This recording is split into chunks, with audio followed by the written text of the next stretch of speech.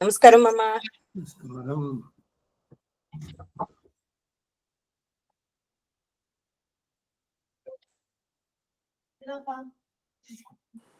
ನಮಸ್ಕಾರ ಮಾಮ. ನಮಸ್ಕಾರ. ನಮಸ್ಕಾರ ಮಾಮ. ನಮಸ್ಕಾರ. ಎಷ್ಟೋ ದಿವಸ ಆಗೋಯ್ತು ನಿಮ್ ಬಾಯಿಂದ ಉಪನ್ಯಾಸ ಕೇಳಿ. ಅದಕ್ಕೆ ಮೆಸೇಜ್ ಹಾಕ್ತೇನೆ, ಇನ್ ಯಾವತ್ ಮಾಮ ನೀವು ಶುರು ಮಾಡೋದು ಅಂತ.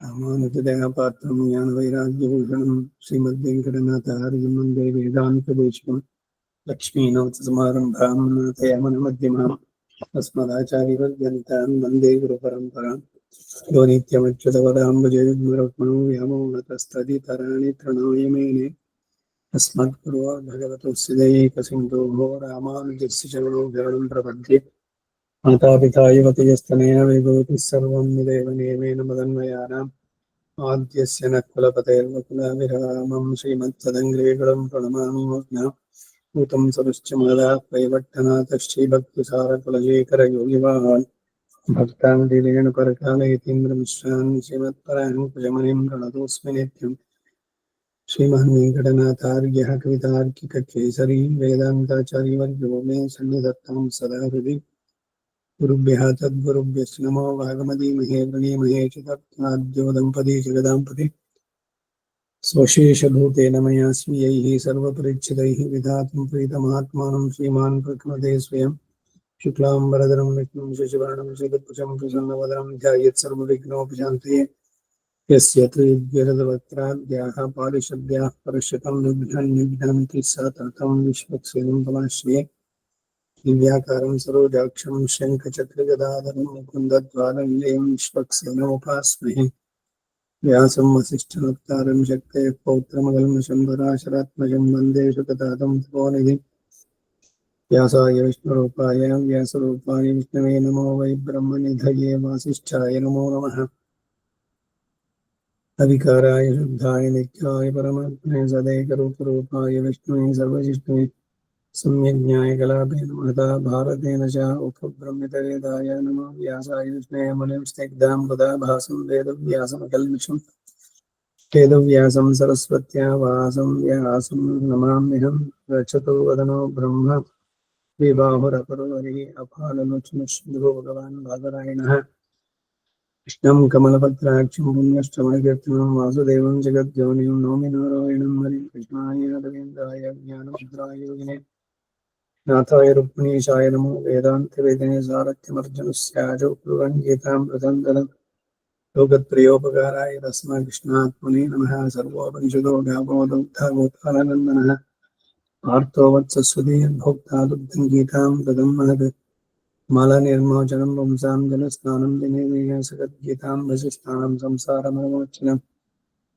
गीतासु गीता कर्तव्या किमन्ये शास्त्रविस्तरैः या स्वयं पद्मनाभस्य मुखपद्माग्निनिःसृताः सर्वशास्त्रमयी गीता सर्वदेवमयो हरिः सर्वतीर्थमयी गङ्गा सर्वधर्ममयो ब्रह्म यस्मिन् प्रसादसमुखे कवयोऽपि ते शास्त्राण्यशास्त्रेह यन्महिमाश्रयाणु कृष्णेन तेन यदि अस्वैन यद्गीतं शास्त्रस्य तस्य सदृशं किमिहास्ति शास्त्रम् भीष्मद्रोणतथा जयद्रथजला गान्धार नीलोत्पलाश्रियग्राहवती कृपेणवाहिनी कर्णेन नीलाकुला अश्वत्थामकर्णघोरमकरा तुल्योदनावर्तिनी सुत्थिर्नः कल्पण्डभैरणनदे कैवर्तके केशवे नमोऽस्तु ते व्यासविशालबुद्धे पुल्लारविन्दाय तप्तनेत्राय त्वया भारततैलपुन्नः प्रज्वालितो ज्ञानमयप्रदीपः प्रपन्नपारिजाताय त्वत्तवेत्रैकपाणे ज्ञानमुद्राय कृष्णाय गीतामृतदुहे नमः वसुदेवसुतं देवं कंसचाणूरमर्दनं देवकी परमानन्दं कृष्णं वन्दे जगद्गुरुं पाराशर्यवचः सरोजमोहनं गीतार्थगन्धोत्कटं नानाख्यानककेसरं हरिकथा सम्बोधनावोदितं लोके सज्जनयत्पदैरहरः पीप्यमानं वदागो यद्भारत कजङ्कलिमलप्रध्वंसिनः श्रेयसे मूकं करोति वाचालं पङ्गुं लङ्घयति गिरिं यत्कृपातमहं वन्दे परमानन्दमाधवम् यं ब्रह्मा वरुणेन्द्ररुद्रमरुतश्चन्वन्ति यैस्त्वैः वेदैः साङ्गपदक्षमोपनिषदैः गायन्ति यं सामगाः ध्यानावस्थिततदेन मनसा पश्यन्ति योगिनः शिष्यान्तं न विदुःसुरासुरगणा देवाय तस्मै नमः पार्थाय प्रतिबोधितं भगवता नारायणेन स्वयं व्यासेन ग्रथितां पुराणमुनिना मध्ये महाभारतम् अद्वैतामृतवर्षिणीं भगवती अष्टादशाध्यायिनीम् अम्ब त्वामनुसन्धरामि भगवद्गीते भवद्वेषिणीम् अष्टमैषी समेता श्रीकृष्णाय परब्रह्मणे नमः। ಎಲ್ಲರಿಗೂ ಸ್ವಾಗತ. 20ನೇ ತಾರೀಕು ಹೋದ ಏಪ್ರಿಲ್ ನಲ್ಲಿ ಆಗಿದ್ದು ಕ್ಲಾಸು ಇವತ್ತು ಮತ್ತೆ ರೆಸ್ಯೂಮ್ ಮಾಡೋಣ ಅಂತ ಭಗವಂತನ ಇದರಿಂದ ಆಗಬೇಕು. ನಮಸ್ಕಾರ. 12 ಶಾಂತಿ ಗ್ರಾಮದಲ್ಲಿ ಆಳ್ವಾರ್ ಆಚಾರ್ಯ ಎಲ್ರಿಗೂ ಸೇರಿಸಿ ತಿರುಮಂಜನ ತಿರುವೀದಿ ಉತ್ಸವ ತದೀಯ ಆರಾಧನೆ ಎಲ್ಲ ಆಯ್ತು. ಅಭಿಷೇಕಕ್ಕೆ ಸಂಕಲ್ಪದಲ್ಲಿ ನಿಮ್ಮೆಲ್ಲರನ್ನೂ ಕೂಡ ನೆನೆಸ್ಕೊಂಡು ಅಲ್ಲಿ ಸೇರಿಸಿದ್ದಾಯ್ತು. ಉಭಯ ವೇದಗೋಷ್ಠಿ, ರಾಮದೇಶಿಕ, ಬ್ರಾಹ್ಮಿ ವೇದ ಪಾಠಶಾಲಾ ಸದಸ್ಯಾನಾಂ ಸಹ ಕುಟುಂಬಾನಾಂ ಎಲ್ಲ ಒಟ್ಟಿಗೆ ಪ್ರತಿ ವರ್ಷ ವೈಶಾಖ ಶುದ್ಧ ಹುಣ್ಣಿಮೆ ದಿವಸ ಅಲ್ಲಿ ಶಾಂತಿ ಗ್ರಾಮದಲ್ಲಿ ನಡೆಯುವಂಥದ್ದು. ಅದಕ್ಕೆ ಪೂರಕವಾಗಿ ನಾವು ಏಪ್ರಿಲ್ ತಿಂಗಳಲ್ಲೇನೆ ಶುರು ಮಾಡಿದ್ವಿ. 4000 ಅದು ಬೆಳಗ್ಗೆ 6ರಿಂದ 7:15 ವೇದ, 11ರಿಂದ 1:30 ಹಿರಿಯ ಪ್ರಬಂಧ, ಅದರದ್ದು ಮುಂದುವರೆದು ಕಂಟಿನ್ಯೂಟಿ 3:30ರಿಂದ 5:30, ಮತ್ತೆ 8ರಿಂದ 9. ಇವೆಲ್ಲ ಸ್ವಲ್ಪ ನನ್ನ ಗಂಟ್ಲಿಗೆ ಬಹಳ ಇದಾಗಿ ಅದನ್ನು ಪೂರ್ಣ ಮುಗಿಸೋಕಾಗ್ಲಿಲ್ಲ ನನಗೆ. ಕಡೆಗೆ ಶೇಷಪ್ರಭಾ ಇವರು ಎಲ್ಲ ಸೇರ್ಕೊಂಡು ಇನ್ ಕೆಲವರೆಲ್ಲ ಸೇರಿ ತಮ್ಮ ಅದು ದಿವ್ಯ ಪ್ರಬಂಧ ಇದನ್ನು ಮುಗಿಸಿದ್ರು. ಸರಿ, ಇದಾದ್ಮೇಲೆ ಗಂಟಲು ಉಪಚಾರಗಳು ಅವೆಲ್ಲ ಮಾಡಿ ಆಂಟಿಬಯೋಟಿಕ್ ತಗೊಂಡು ಎಲ್ಲವೂ ಆಗಿ ಒಂದು ಅದಕ್ಕೆ ಬಂದಿದೆ. ಇನ್ನೂ ಪೂರ್ಣವಾಗಿ ಸರಿಯಾಗಿ ಆಗಿಲ್ಲ. ಭಗವಂತ ಸರಿಯಾಗಿ ಕೊಡಬೇಕು. ಹಯಗ್ರೀವನನ್ನ ಪ್ರಾರ್ಥನೆ ಮಾಡಿದ್ದು, ಗ್ರೀವ ಚೆನ್ನಾಗಿರ್ಲಿ, ನಿನ್ನನ್ನು ಕೊಂಡಾಡುವಂತಹದ್ದಕ್ಕೆ ಅವಕಾಶ ಆಗಲಿ ಅಂತ. ಭಗವದ್ಗೀತೆ ವಿಭೂತಿ ಯೋಗ 10ನೇ ಅಧ್ಯಾಯದಲ್ಲಿ 21ನೇ ಶ್ಲೋಕ. ಅದಕ್ಕೊಂದು ಅವತಾರಿಕೆ. ಹಿಂದಿನ ದಿವಸ ಕಳೆಯ ಇದನ್ನು ನೆನೆಸ್ಕೊಂಡ್ರೆ ನೀವು, ಅವನೇ ಎಲ್ಲದಕ್ಕೂ ಜಗದಾದಿ ಕಾರಣ, ಎಲ್ಲವನ್ನು ಪ್ರವೇಶಿಸಿರೋನವನು. ಸಂಹಿತೆಯಲ್ಲಿ ಇವತ್ತು ಬೆಳಗ್ಗೆ ವೇದ ಹೇಳ್ಬೇಕಾದ್ರೆ ಏಕೋ ದೇವ ಎಲ್ಲರಲ್ಲೂ ಅಂತಃ ಪ್ರವೇಶ ಮಾಡುವಂತಹದ್ದಕ್ಕೆ ಇರುವಂತಹದ್ದು ಅವನೊಬ್ಬನಿಗೆ ಮಾತ್ರ ಸಾಧ್ಯ ಅಂತ ಬರುತ್ತೆ. ಸರ್ವಾಂತರ್ಯಾಮಿ. ಇದು ಬೇರೆ ಯಾವ ದೇವತೆಗಳಿಗೂ ಆಗಲ್ಲ. ವಿಷ್ಣುಗಾಗ್ಲಿ, ಬ್ರಹ್ಮನಿಗಾಗ್ಲಿ ಅಥವಾ ಶಿವನಿಗಾಗ್ಲಿ, ಇತರ ದೇವತೆಗಳು ನಮಗಿಂತ ಬೇರೆ ಇದರಲ್ಲಿ ಇದ್ದಾರೆ, ಆದ್ರೆ ಭಗವಂತನಿಗೆ ಸಮನ ಆಗೋದಿಲ್ಲ ಎಲ್ರು. ಈ ಕಾರಣದಿಂದಾನೇ ಅವನು ನಿಸ್ಸಮಾಭ್ಯಧಿಕ. ಅವನಿಗೆ ಸಮರೂ ಇಲ್ಲ, ಅಧಿಕರೂ ಇಲ್ಲ. ಈ ಸಾಮಾನಾಧಿಕರಣ್ಯ ಸರ್ವಶಬ್ದ ವಾಚ್ಯತ್ವ ಅದು ಭಗವಂತನಿಗೆ ಮಾತ್ರ ಅನ್ವಯವಾಗುವಂತಹದ್ದು ಅನ್ನೋದನ್ನ ಬೇಕಾದಷ್ಟು ಶ್ರುತಿ ಇವುಗಳ ಪ್ರಮಾಣದಿಂದ ಎಲ್ಲ ಹೇಳಿದ್ದಾರೆ. ಅದರದ್ದೇನೆ ಒಂದು ಅವತಾರಿಕೆಯನ್ನು ಕೊಡ್ತಾ ಇದ್ದಾರೆ 21ನೇ ಅಧ್ಯಾಯ ಇದಕ್ಕೆ ಶ್ಲೋಕಕ್ಕೆ. ರಾಮಾನುಜಾಚಾರ್ಯ ಶ್ರೀಮದ್ ಭಗವದ್ಗೀತಾಸು ಉಪನಿಷತ್ಸು ಬ್ರಹ್ಮವಿದ್ಯಾಯಾಂ ಯೋಗಶಾಸ್ತ್ರೇ ಶ್ರೀಕೃಷ್ಣಾರ್ಜುನ ಸಂವಾದೆ ವಿಭೂತಿ ಯೋಗೋ ನಾಮ 10ಮೋಧ್ಯಾಯೇ 21 ಶ್ಲೋಕಃ. ಆದಿತ್ಯಾನಾಂ ಅಹಂ ವಿಷ್ಣುಃ ಜ್ಯೋತಿಷಾಂ ರವಿರಂಶುಮಾನ್ ಮರೀಚಿರ್ ಮರುತಾಮಸ್ಮಿ ನಕ್ಷತ್ರಾಣಾಂ ಅಹಂ ಶಶಿ. ಈ ಶ್ಲೋಕಕ್ಕೆ ಒಂದು ಅವತಾರಿಕೆ.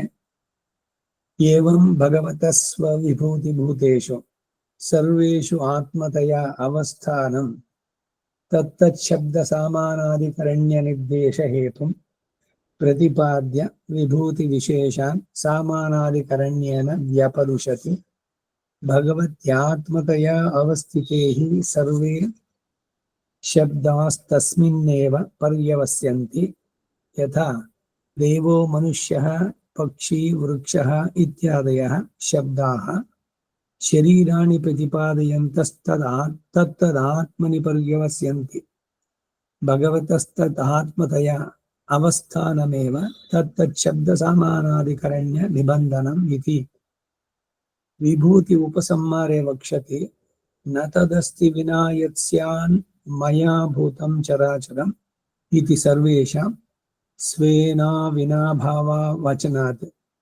ಅವಿನಾಭಾವವಚನಾತ್ ಅವಿನಾಭಾವಶ್ಚ ನಿಯಾಮ್ಯತ ಏತಿ ಮತ್ತಃ ಸರ್ವಂ ಪ್ರವರ್ತದೆ ಇತಿ ಉಪಕ್ರಮೋದಿತಂ.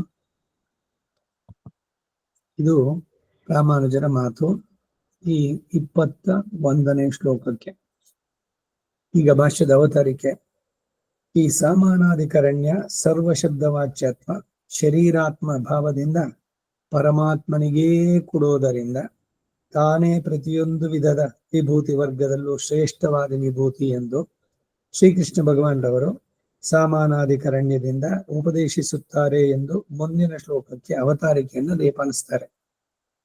ಒಂದೇ ಆದ ಅಶ್ವ ಹಯ ಶಬ್ದಗಳಿಗೆ ಸಾಮಾನಾಧಿಕರಣ್ಯ ಕೂಡುವುದಿಲ್ಲ ಮತ್ತು ಅಧ್ಯಾಸ ಭ್ರಮೆಯಿಂದ ಭಿನ್ನವಾಗಿದ್ದರು. ಈ ಅಧ್ಯಾಸ ಇದು ಅದ್ವೈತದ ಖಂಡನೆ. ರಜ್ಜು ಸರ್ಪಗಳಿಗೆ ಸಮಾನಾಧಿಕಾರಣ್ಯ ಸರಿ ಹೋಗೋದಿಲ್ಲ. ಈಗ ಕತ್ತಲಲ್ಲಿ ಹಾವಿದ್ದಂತೆ ಒಂದು ಹಗ್ಗ ಬಿದ್ದಿತ್ತು, ಅದನ್ನು ಹಾವು ಅಂತ ಬಯಸಿದ್ರು, ಅನ್ಕೊಂಡ್ರು, ಭಯಪಟ್ರು, ಬಹಳ ಎಚ್ಚರಿಕೆಯಿಂದ ಎಲ್ಲ ದೂರ ಇರಿ, ಹಾವು ಎಲ್ಲಾರು ತಿರುಗಿ ಕಚ್ಬಿಟ್ಟಾತು ಅಂತ ಕೋಲಿಟ್ಕೊಂಡು ಎಲ್ಲ ಮಾಡಿ ಆಮೇಲೆ ಟಾರ್ಚ್ ತಗೊಂಡ್ ಬಂದು ನೋಡಿದ್ರೆ ಹಗ್ಗ ಅದು. ಅಯ್ಯೋ ಹಗ್ಗವೇ ಅಂತ. ಅವರ ಆರ್ಗ್ಯುಮೆಂಟ್ ಏನು ಅಂದ್ರೆ ಅವನ್ ಹಾವು ಕಾಣ್ಲಿಲ್ವ, ಮೊದ್ಲು ಅವನ್ ಭಯಪಡ್ಲಿಲ್ವಾ?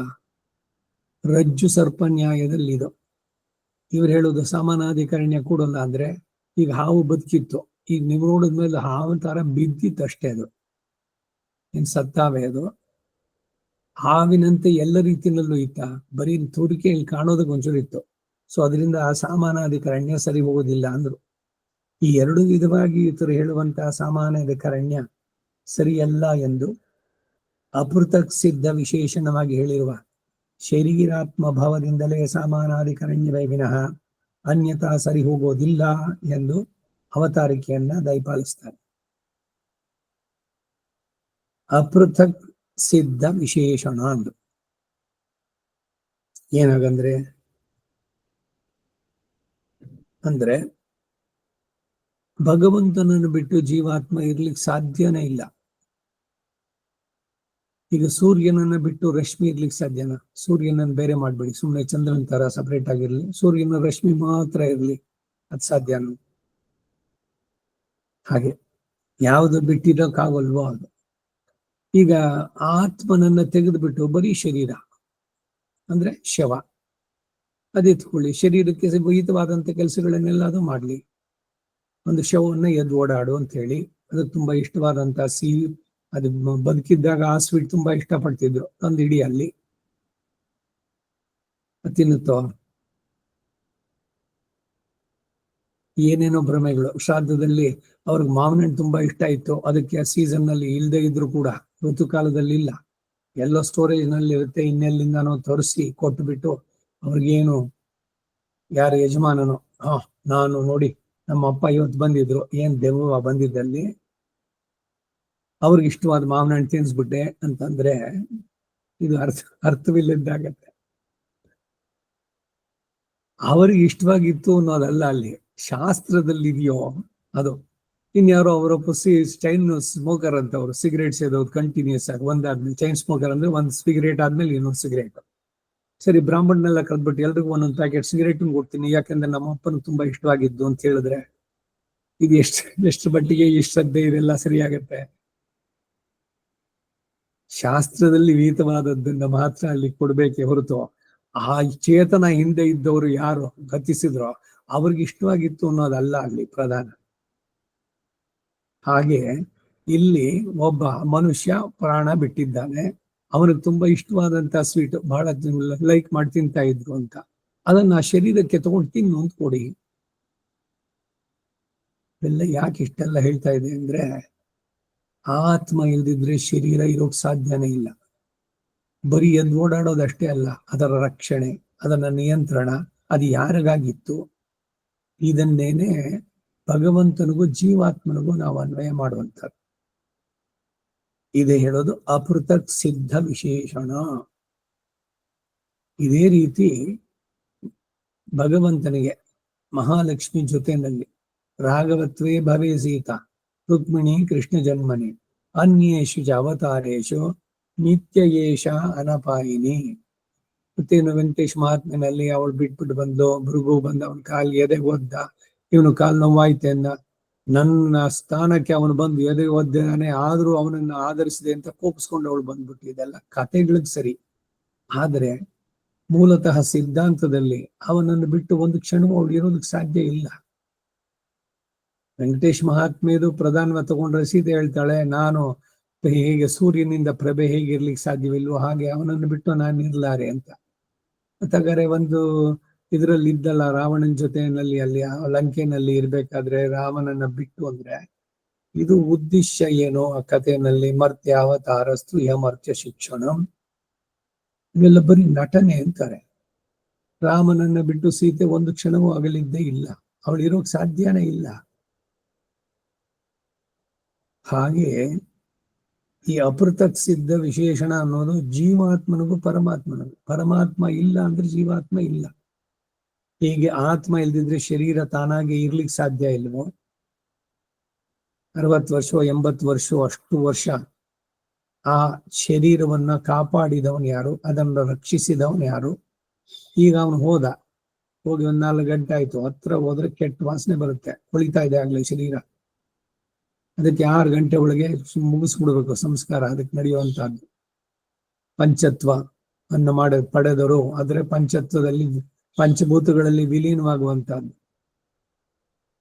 ಅವರು ಇವರಿಗೆ ಕಾಯೋದು ಎಲ್ಲ, ಅಲ್ಲಿಂದ ಬರಬೇಕು, ಇವ್ರಿಗೆ ಮುಖ ಸಿಗಬೇಕು, ಹಾಗೆಲ್ಲ ಹಿಂದೆನೂ ಒಂದ್ಸಲ ಹೇಳಿದ್ದೆ ನಾನು.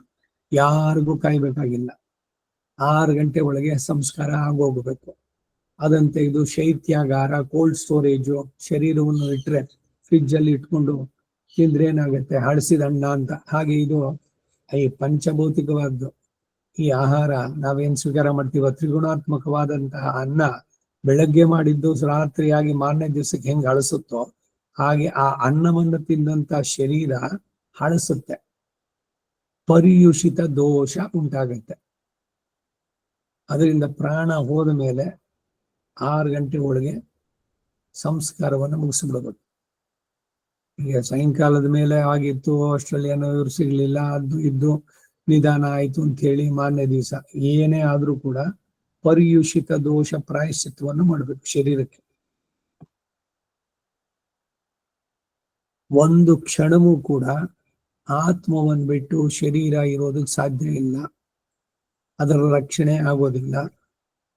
ಇವೆಲ್ಲವೂ ಕೂಡ ಭಗವಂತನಿಗೂ ಜೀವಾತ್ಮನಿಗೂ ಅನ್ವಯ ಮಾಡಿಕೊಳ್ಳಿ. ಎಲ್ಲ ಜೀವಾತ್ಮರು ಒಂದೇ ಪರಮಾತ್ಮನೇ ಆದ ಪಕ್ಷದಲ್ಲಿ ಸಮಾನಾಧಿಕರಣ್ಯದ ಉಪದೇಶ ಸರಿ ಹೋಗೋದಿಲ್ಲವಾದ್ದರಿಂದ ಸಮಾನಾಧಿಕರಣ್ಯ ಸಿದ್ಧಾಂತ ಅದ್ವೈತ ಅಭಿಪ್ರಾಯಕ್ಕೆ ಸರಿ ಹೋಗೋದಿಲ್ಲ. ಅವ್ರು ಹೇಳೋದೇನು? ಆತ್ಮಗಳೇ ಇಲ್ಲ, ನೈರಾತ್ಮ್ಯವಾದ.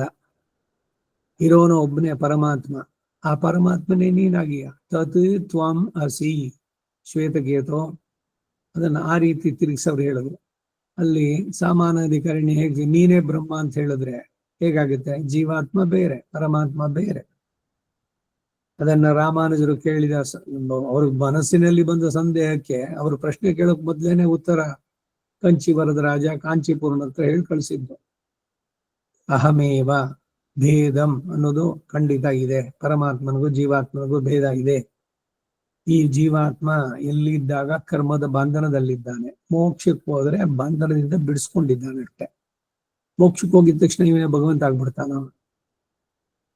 ಭಗವಂತನಿಗೆ ಸಾಮ್ಯತೆ ಇದೆ, ಅವನಿಗೆ ಸಮಾನವಾದ ಆನಂದ ಪಡೆಯುತ್ತಾನೆ. ಆದ್ರೆ ಅವನ ಆತ್ಮನೇನು ಮೋಕ್ಷದಲ್ಲೂ ಅಷ್ಟೆ.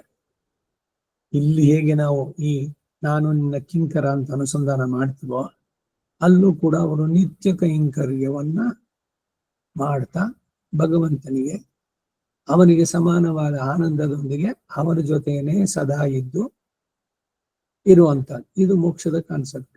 ಮೋಕ್ಷ ಆಗಿದ ತಕ್ಷಣ ಇವನು ಏನು ವಿಲೀನವಾಗೋದ, ಇವನಿಲ್ವೇ ಇಲ್ಲ, ಅವನೇ ಪರಮಾತ್ಮ ಆಗ್ಬಿಟ್ಟ ಅಂತೆಲ್ಲ ಇಲ್ಲ. ಗೋದಾದೇವಿ ಶ್ರೀವಿಲ್ಲಿಪುತ್ತೂರಿಂದ ಶ್ರೀರಂಗಕ್ಕೆ ಬಂದಾಯ್ತು. ವಿವಾಹಕ್ಕೆ ಎಲ್ಲ ಭಗವಂತನೇ ಪ್ರಧಾನ ಅರ್ಚಕರ ಹತ್ರ ಹೇಳಿ ದೇವಸ್ಥಾನದ ಮರ್ಯಾದೆಯಿಂದ ಆ ನಿಚುಳಾಪುರದಿಂದ ಇಲ್ಲಿಗೆ ದಿಬ್ಬಣ ಮದುವೆ ಇದ್ರದ್ದು ಎಲ್ಲ ಮಾಡ್ಕೊಂಡು ಬಂದು ಒಳಗಡೆ ಹೋಗಿ ಎಲ್ಲ ಐಕ್ಯವಾಗ್ಬಿಟ್ಲು. ನಮ್ಮ ಕಣ್ಣು ಕಾಣಿಸ್ಲಿಲ್ಲ ಅಷ್ಟೇ, ಆದ್ರೆ ಏನ್ ಭಗವಂತನೊಳಗೆ ಒಂದಾಗ್ಬಿಟ್ಲ ಅವಳು. ಇಲ್ಲ ತಿರುಪಾಣ ಆಳ್ವಾರ್ ಒಳಗಡೆ ಹೋದ್ರು ಅಂತ ಹೇಳಿದ್ರೆ ನಮಗೆ ಕಾಣುವಂತ ಈ ಶರೀರ ಅಲ್ಲಿ ಇರ್ಲಿಲ್ಲ ಅಂತಷ್ಟೇ ಹೊರತು ಅವರೇ ಭಗವಂತನಾಗ್ಲಿಲ್ಲ.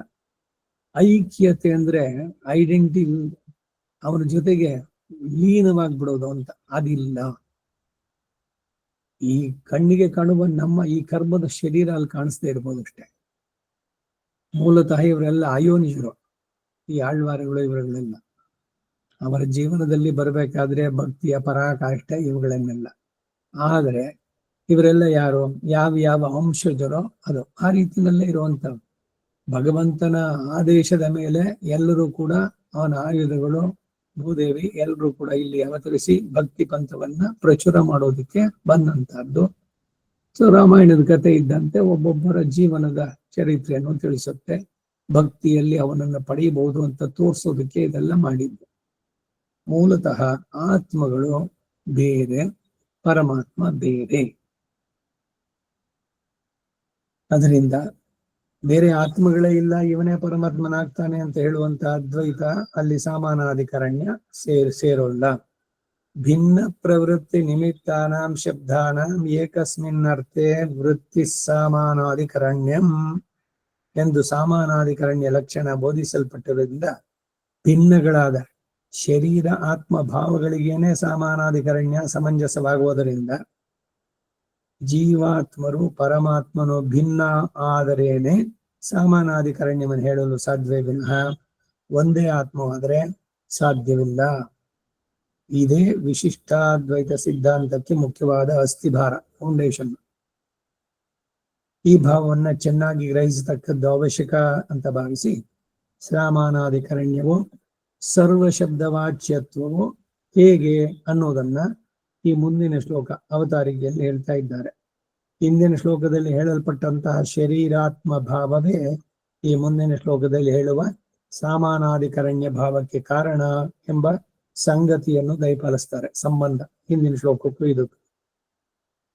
ಏವಂ ಹಿಂದೆ ಹೇಳಿದ ರೀತಿಯಲ್ಲಿ ಹೀಗೆ ಭಗವತಃ ಭಗವಂತನ ಸರ್ವೇಷು ಸಮಸ್ತಗಳಾದ ಸ್ವವಿಭೂತಿ ಭೂತೇಶು ತನ್ನ ನಿಯಾಮ್ಯ ವರ್ಗದ ಚೇತನ ಚೇತನಗಳಲ್ಲಿ ಚಿತ್ತಗಳಲ್ಲಿ ಆತ್ಮತಯ ಶರೀರಗಳಾದ ಅವುಗಳಿಗೆಲ್ಲ ಆತ್ಮವಾಗಿ ಅವಸ್ಥಾನಂ ಇರುವಂತಹದ್ದು. ತತ್ತತ್ ಶಬ್ದ ಸಾಮಾನಾಧಿಕರಣ್ಯದೇಶ ಹೇತು, ಆ ಶಬ್ದಗಳಿಂದ ಸಾಮಾನಾಧಿಕರಣ್ಯದಿಂದ ಹೇಳುವುದಕ್ಕೆ ಕಾರಣವನ್ನ ಪ್ರತಿಪಾದಿಸಿ ವಿಭೂತಿ ವಿಶೇಷಾನೆ ಈ ಮುಂದಿನ ಶ್ಲೋಕದಿಂದ ಹಿಂದೆ ಪ್ರಾಧಾನ್ಯತಃ ಅಂತ ಹೇಳುವುದರಿಂದ ವಿಭೂತಿ ಶೇಷನ್ ಅಂದರೆ ಪ್ರಧಾನಗಳಾದ ವಿಭೂತಿಗಳನ್ನ ಸಾಮಾನಾಧಿಕರಣ್ಯದಿಂದ ವ್ಯಾಪದಿಶತಿ ತಾನೇ ಎಂಬುದಾಗಿ ಶ್ರೀ ಕೃಷ್ಣ ಭಗವಾನ್ರವರು ಉಪದೇಶಿಸ್ತಾರೆ. ಸರ್ವ ಜಗತ್ತು ಪ್ರಾಣಿಗಳು ಪರಮಾತ್ಮನಿಗೆ ಶರೀರವಾಗಿ ಪರಮಾತ್ಮನವುಗಳಿಗೆಲ್ಲ ಆತ್ಮವಾದ್ದರಿಂದ ಅಂತಹ ಪ್ರಾಣಿಗಳನ್ನ ಬೋಧಿಸುವ ದೇವ ಮನುಷ್ಯ ತಿರ್ಯ ಸ್ಥಾವರಗಳ ಶಬ್ದಗಳು ಪರಮಾತ್ಮನನ್ನೇ ತತ್ತತ್ ಶರೀರಕನನ್ನಾಗಿ ಬೋಧಿಸುತ್ತೆ ಎಂಬುದು ಭಾವ. ಆದ್ದರಿಂದ ಸರ್ವಭೂತಗಳೊಂದಿಗೂ ಸಾಮಾನಾಧಿಕರಣ್ಯವು ಸರ್ವಶಬ್ದ ವಾಚ್ಯತ್ವವು ಕೂಡುತ್ತದೆ ಅನ್ನೋದು ಭಾವ. ಸರ್ವಶಬ್ದವಾಚ್ಯ ಭಗವಂತನಿಗೆ ಅಗ್ನೇನಯ ಸುಪದಾರಾಯೇ, ಬರೀ ಅಗ್ನಿಗ ಹೇಳಿದ್ದು ಅಂದ್ರೆ ಅಗ್ನಿಗೂ ಅಂತರ್ಯಾಮಿಯಾಗಿರೋ ಭಗವಂತನಿಗೆ. ಎಲ್ಲೇ ಹೇಳಿದ್ರು ಕೂಡ ಎಲ್ಲವೂ ಭಗವಂತನ ತನಕ ಹೋಗ್ಬೋದು. ಇವಾಗ ನಮಸ್ಕಾರ ಅಂತ ನೀವು ಅಂದ್ರೆ ಎರಡು ಕೈಯನ್ನು ಜೋಡಿಸ್ಬೇಕು, ಅಂಜಲಿ ಪರಮ ಮುದ್ರ. ಈಗ ಒಬ್ಬರನ್ನ ನೋಡಿದ್ರೆ ನಮಸ್ಕಾರ ಅಂದ್ರೆ ಇವ್ರು ನಮಸ್ಕಾರ ಅಂತ ಹೇಳಿದ ಆ ಶರೀರಕ್ಕ ಸಾಮಾನ್ಯವಾಗಿ ಪ್ರತಿಯೊಬ್ರು ಅನ್ಕೊಳ್ಳೋದೇನೋ ಶರೀರವೇ ಅವರು. ಈಗ ಅವ್ರು ಬಂದ್ರು, ಅಷ್ಟೇ ಹತ್ರ ಇದ್ದಾರೆ, ಹೀಗಿದ್ದಾರೆ, ಕನ್ನಡಕ ಧರಿಸಿದ್ದಾರೆ, ಇಲ್ಲ ಕುಳ್ಳಾಗಿದ್ದಾರೆ, ಅವ್ರ ವ್ಯಕ್ತಿ ವಿಶೇಷಗಳು ಒಬ್ಬರಿಗೆ ಒಬ್ಬರು. ನೀವು ನಮಸ್ಕಾರ ಅಂದಾಗ ಆ ಶರೀರಕ್ಕೆ ಮಾಡಿದ್ರ, ಇಲ್ಲ ಆ ಶರೀರದೊಳಗಿರೋ ಜೀವಾತ್ಮನಿಗ, ಅಥವಾ ಜೀವಾತ್ಮನಿಗೂ ಅಂತರಾತ್ಮನಾಗಿ ಪರಮಾತ್ಮ ಇದ್ದಾನಲ್ಲ, ಅಂತಃ ಪ್ರವಿಷ್ಟ ಶಾಸ್ತ್ರ ಜನಾನಾಂ ಸರ್ವ ಆತ್ಮ, ಎಲ್ಲರಿಗೂ ಆತ್ಮನಾದವನು ಅಂತರ್ಯಾಮಿ. ಬ್ರಾಹ್ಮಣದಲ್ಲೂ ಹೇಳ್ತಾನೆ, ಎಲ್ಲೇ ಏನೇ ಒಂದು ಮಾತು ಬಂದ್ರು ಕೂಡ ಇನ್ನೊಂದು ಕಡೆ ಅದನ್ನ ಪ್ರತಿಬಂಧಿಸುವಂತಹದ್ದು, ಅದಕ್ಕೆ ವಿರುದ್ಧವಾಗಿ ಬರುವಂತ ಅರ್ಥ ಬರೋದಿಲ್ಲ.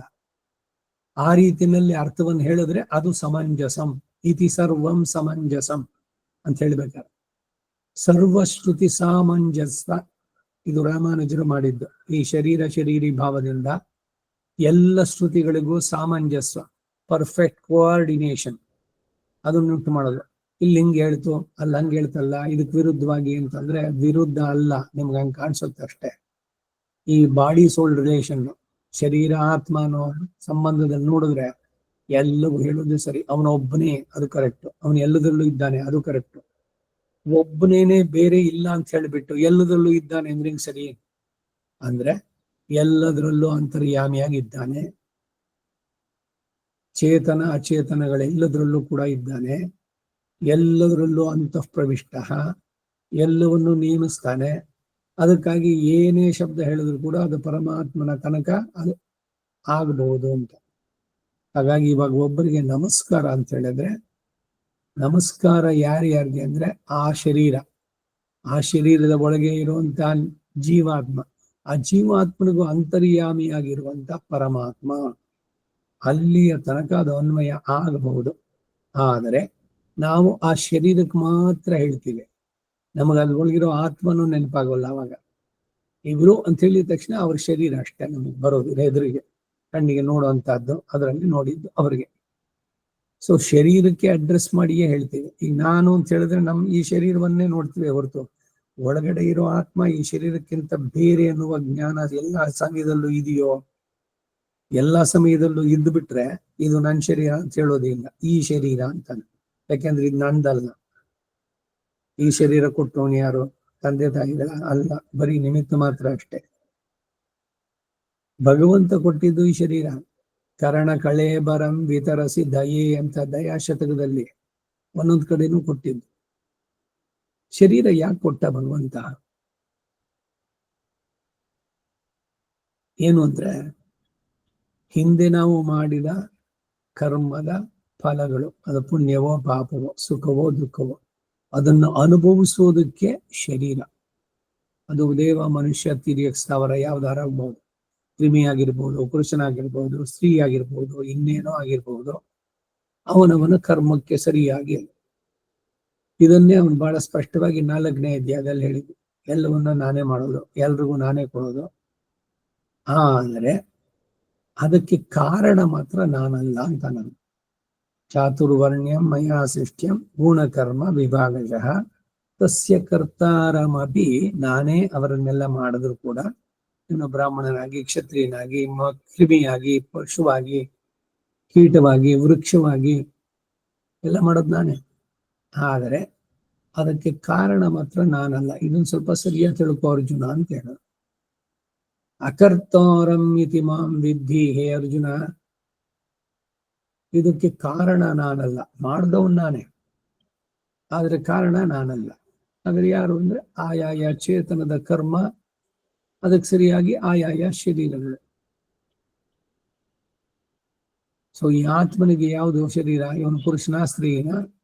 ಆಣಲ್ಲನ್ ಪೆಣ್ಣಲ್ಲನ್, ನ ದೇವೋ ನ ಮರ್ತ್ಯ ನ ಮಾನುಷಃ, ಜ್ಞಾನ ಆನಂದಮಯ ಶೇಷೋ ಹಿ ಪರಮಾತ್ಮನಃ. ಜೀವಾತ್ಮ ಅನ್ನೋದಕ್ಕೆ ಡೆಫಿನಿಷನ್ ಕೊಡ್ಬೇಕಾದ್ರೆ ಇವನು ದೇವತೆನೂ ಅಲ್ಲ, ಮನುಷ್ಯನೂ ಅಲ್ಲ, ರಾಕ್ಷಸನೂ ಅಲ್ಲ, ಕ್ರಿಮಿ ಅಲ್ಲ, ಕೀಟವೂ ಅಲ್ಲ, ಇದು ಯಾವುದೂ ಅಲ್ಲ. ಅವನು ಆತ್ಮ. ಆ ಆತ್ಮ ಹೇಗಿದೆ ಅಂದ್ರೆ ಜ್ಞಾನ ಆನಂದ ಸ್ವರೂಪನಾಗಿದ್ದಾನೆ. ಅಣು ಸೈಜಲ್ಲಿ ಈಸ್ ಅಣು, ಅಣೋರಣೀಯ ಅನ್ನುವಂತೆ. ಬಾಲಾಗ್ರ ಶತಭಾಗಸ್ಯ ಶತಧಾ ಕಲ್ಪಿತಸ್ಯ ಚ. ಜೀವಾತ್ಮನ ಸ್ವರೂಪವನ್ನು ಹೇಳ್ಬೇಕಾದ್ರೆ ತಲೆ ಕೂದಲನ್ನ, ತುದಿಯನ್ನ, ತಲೆ ಕೂದಲು ತುದಿಯನ್ನ 100 ಭಾಗವಾಗಿ ಕತ್ತರಿಸಿ ಅದರಲ್ಲಿ ಒಂದು ಭಾಗ ತಗೊಂಡು ಮತ್ತೆ 100 ಭಾಗ ಕತ್ತರಿಸಿದ್ರೆ ಅದರಲ್ಲಿ ಒಂದು ಪೋರ್ಷನ್ ಇದೆಯಲ್ಲ, ಅದು ಆತ್ಮನ ಸೈಜ್ ಆಫ್ ಜೀವಾತ್ಮ. ಇದು ಯಾವ ಎಷ್ಟೇ ಪವರ್ಫುಲ್ ಎಲೆಕ್ಟ್ರಾನ್ ಮೈಕ್ರೋಸ್ಕೋಪ್ ನಲ್ಲೂ ಕೂಡ ಕಾಣಿಸೋಲ್ಲ. ಇಂದ್ರಿಯಗಳಿಗೆ ಅತೀತವಾದದ್ದು, ಅಂದ್ರೆ ನಮ್ಮ ಇಂದ್ರಿಯಗಳಿಂದ ಗ್ರಹಿಸೋದಕ್ಕೆ ಸಾಧ್ಯವಲ್ಲದ್ದು ಅತೀಂದ್ರಿಯ ಅಂದ್ರೆ ಇದು. ಪರಮಾತ್ಮನೂ ಅಷ್ಟೇ, ಜೀವಾತ್ಮನೂ ಅಷ್ಟೇ. ಅಣುವಿಲ್ ಅಣುವಂ ಅಹಲಿಲ್ ಅಹಲಂ ಅಣೋರಣೀಯಾನ್ ಮಹತೋ ಮಹೀಯಾನ್. ಜೀವಾತ್ಮನ ಸ್ಥಿತಿ ಹೀಗೆ. ಈ ಜೀವಾತ್ಮ ಎಲ್ಲಿದ್ದಾನೆ? ಈ ಶರೀರದಲ್ಲಿ. ಯಾವುದೇ ಶರೀರ, ಪ್ರಾಣಿನೋ ಮನುಷ್ಯನೋ ದೇವತೆಯೋ. ಹೃದಯ ಸುಪ್ರತಿಷ್ಠಿತ ಅಂತ ವೇದದಲ್ಲಿ ಹೇಳ್ತು. ಜೀವಾತ್ಮ ಇರೋದು ಅಂಗುಷ್ಟ ಮಾತ್ರ ಪುರುಷ. ಅವನವನ ಕೈಯಿನ ಹಿಡಿಯ ಮುಷ್ಟಿಯಷ್ಟು ಅವನ ಹೃದಯ ಇದೆ. ಅದರಲ್ಲೊಂದು ದಹರಾಕಾಶ ಇದೆ, ಅದರಲ್ಲಿ ಇವನಿದ್ದಾನೆ. ಹೊರಗಿನ ಆಕಾಶ ಎಷ್ಟು ದೊಡ್ಡದಿದೆಯೋ ಅಷ್ಟೇ ದೊಡ್ಡದಾಗಿದೆ ಅಂತಾರೆ. ಇದು ಉಪನಿಷತ್ತಿನಿಂದಲೇ ತಿಳಿಯಬೇಕಾದದ್ದು. ಶ್ರುತ್ಯೈಕ ಸಿದ್ಧ ಗಮ್ಯಂ. ಭಗವಂತನು ಅಷ್ಟೇ, ಜೀವಾತ್ಮನನ್ನು ಅಷ್ಟೇ. ಸೊ ಜೀವಾತ್ಮ ಎಲ್ಲಿದ್ದಾನೆ? ಎಲ್ಲವನ್ನು ವ್ಯಾಪಿಸಿದ್ದಾನೆ. ಈ ವ್ಯಾಪನೆ ಅನ್ನೋದು ಹೇಗೆ? ಈ ಪರ್ವೇಟ್ಸ್ ಎವ್ರಿಥಿಂಗ್. ಈ ಶ್ರುತಿಗಳಲ್ಲಿ ಹೇಳೋದು ಹೃದಯದಲ್ಲಿ ಇದ್ದಾನೆ. ಸರಿ, ಹೃದಯದಲ್ಲಿ ನೀವೇನಾದ್ರು ಚುಚ್ಚಿದ್ರೆ ಮಾಡಿದ್ರೆ ಅಲ್ಲಿಗೆ ಗೊತ್ತಾಗ್ಬೇಕು ಅಲ್ಲಿದ್ದಾನೆ ಅಂತ. ಕಾಲಿಗೆ ಚುಚ್ಚಿದ್ರೂ ಗೊತ್ತಾಗತ್ತೆ ನಮ್ಗೆ. ತಲೆ ಕೂದಲು ಎಳೆದ್ರೂ ಕೂಡ ಗೊತ್ತಾಗತ್ತೆ. ಯಾರು ಗೊತ್ತಾಗೋದು? ಜೀವಾತ್ಮನಿಗೆ. ಆ ಅನುಭವ ಶರೀರದ ಮುಖಾಂತರ. ಅವಾಗ ಈ ಶರೀರವನ್ನು ಪೂರ್ಣವಾಗಿ ವ್ಯಾಪಿಸಿದ್ದಾನೆ. ಅವನ ಸೈಜ್ ಮಾತ್ರ ಹೀಗೆ ತಾನೇ ಹೇಳಿದ್ದು, ಅತ್ಯಂತ ಸೂಕ್ಷ್ಮ, ಕಣ್ಣಿಗೆ ಕಾಣಿಸೋಲ್ಲ. ಏನೇ ಆದ್ರೂ ಕೂಡ ಶರೀರಕ್ಕೆ ಅದರದ ಇದು ಅವನಿಗೆ ಗೊತ್ತಾಗುತ್ತೆ. ಇದಕ್ಕೆ ಶರೀರ ಶಾಸ್ತ್ರಕ್ಕೆ ಹೋದ್ರೆ ಎಲ್ಲಿ ನರಮಂಡಲ ಇದೆ, ಪೂರ ಕಾಲ್ ಬೆರಳಿನ ತುದಿನಿಂದನೂ ನರ್ವ್ಸ್ ಇದೆ. ಅದರಲ್ಲಿ ಏನೇ ಒಂದುಂಟಾದ್ರೂ ಆ ಸಂವೇದನೆ ನೇರ ಬ್ರೈನ್ಗೆ ತಲುಪುತ್ತೆ. ಅಲ್ಲಿಂದ ಅದಕ್ಕೆ ಬೇಕಾದ ಪ್ರತಿಕ್ರಿಯೆಗಳು. ಈ ಕೆಂಡ ತುಳಿದ್ರಿ ಸುಡ್ತಾ ಇದೆ, ಆ ಸಂದೇಶ ಹೋಗಿದ ತಕ್ಷಣ ಚಕ್ ಅಂತ ಕಾಲ್ ತಕೊಳ್ಬೇಕು. ಆ ಸಂದೇಶ ಕೊಡೋರು ಯಾರು? Reflex action.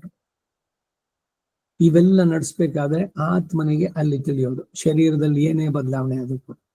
ಆದ್ರೆ ಒಂದು ಶರೀರದಲ್ಲಿ ಇರುವಂತವನಿಗೆ ಬೇರೆ ಶರೀರದಲ್ಲಿ ಇರೋದು ಕಾಣಿಸತ್ತೋ, ಗೊತ್ತಾಗತ್ತೋ? ಇದು ಲಿಮಿಟೇಷನ್ ಜೀವಾತ್ಮನಿಗೆ. ಪರಮಾತ್ಮನಾದರೂ ಎಲ್ಲದರಲ್ಲೂ ಇದ್ದಾನೆ. ಸರ್ವಸ್ಯ ಸಾಕ್ಷಿ, ಸರ್ವಸ್ಯ ಈಶಾನಃ, ಸರ್ವನಿಯಂತ. ಅವನೊಬ್ಬನಿಗೆ ಇದು ಸಾಧ್ಯ. ಎಲ್ಲ ಕಡೆನೂ ಪ್ರವೇಶ. ಅಂತಃ ಪ್ರವಿಷ್ಟಂ ಶಾಸ್ತಾ ಜನಾನ ನಿಯಂತ್ರಣ, ಸರ್ವಾತ್ಮ ಅನ್ನೋ ಪದಗಳು. ಹೀಗಾಗಿ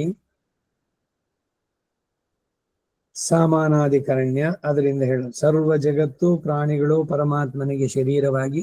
ಯಾಕೆ? ಎಲ್ಲದರಲ್ಲೂ ಅವನ ಆತ್ಮವಾಗಿದ್ದಾನೆ. ಅವನಿಲ್ದಿದ್ರೆ ಯಾವುದು ಇರೋಲ್ಲ. ಶರೀರವೂ ಇಲ್ಲ, ಬೇರೆ ಅಚೇತನವೂ ಇರ್ಲಿಕ್ಕಾಗಲ್ಲ.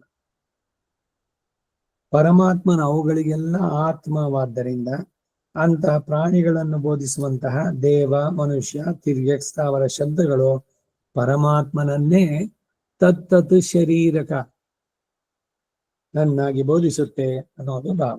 ಆದ್ದರಿಂದ ಸರ್ವಭೂತಗಳೊಂದಿಗೂ ಸಮಾನಾಧಿಕರಣ್ಯ, ಸರ್ವ ಶಬ್ದ ವಾಚ್ಯತ್ವ ಕೂಡುತ್ತೆ ಎನ್ನುವಂಥದ್ದು ಭಾವ. ಭಗವತ್ಯಾತ್ಮತೆಯಾವಸ್ಥಿತೇ ಹಿ. ಭಗವಂತನು ಹೀಗೆ ಎಲ್ಲದಕ್ಕೂ ಯಾವಾಗ ಆತ್ಮನಾಗಿ ಇರಲಾಗಿ ಆಗ ಸರ್ವೇ ಶಬ್ದಾಹ ಸಮಸ್ತ ಶಬ್ದಗಳು ತಸ್ಮಿನ್ಯೇವ ಆ ಭಗವಂತನಲ್ಲಿಯೇ ಪರ್ಯವಸ್ಯಂತಿ ಪರ್ಯವಸಾನ ಹೊಂದುತ್ತದೆ. ಅವನಲ್ಲಿಯೇ ಅದು ಎಲ್ಲ ಅನ್ವಯವಾಗತ್ತೆ, ಅಂದ್ರೆ ಹೋಗಿ ಸೇರುತ್ತೆ. ಭಗವಂತನನ್ನೇ ಬೋಧಿಸುತ್ತೆ ಅನ್ನೋದು ತಾತ್ಪರ್ಯ. ಶರೀರವನ್ನು ಬೋಧಿಸುವ ಶಬ್ದಗಳು ಶರೀರಿಯಾದ ಪರಮಾತ್ಮನನ್ನೇ ಬೋಧಿಸುತ್ತೆ ಎನ್ನುವ ಭಾವ. ಅದು ಹೇಗೆ ಅಂದ್ರೆ ಅದನ್ನು ವ್ಯಕ್ತಪಡಿಸ್ತಾರೆ. ಮನುಷ್ಯ ದೇವತೆ ಅಂದ್ರೆ ಮನುಷ್ಯ ಶರೀರಕ, ದೇವ ಶರೀರಕ ಪರಮಾತ್ಮ ಎಂಬ ಭಾವ. ಆಗಲಿ ಪುಮಾನ್ನ ದೇವೋ ನ ನರೋ ನ ತಿರ್ಯಂ ನ ಚ ಪಾದಪಃ ಶರೀರಾಕೃತಿ ಭೇದಾಸ್ತು ಭೂಪೈತೆ ಕರ್ಮಯೋನಯ.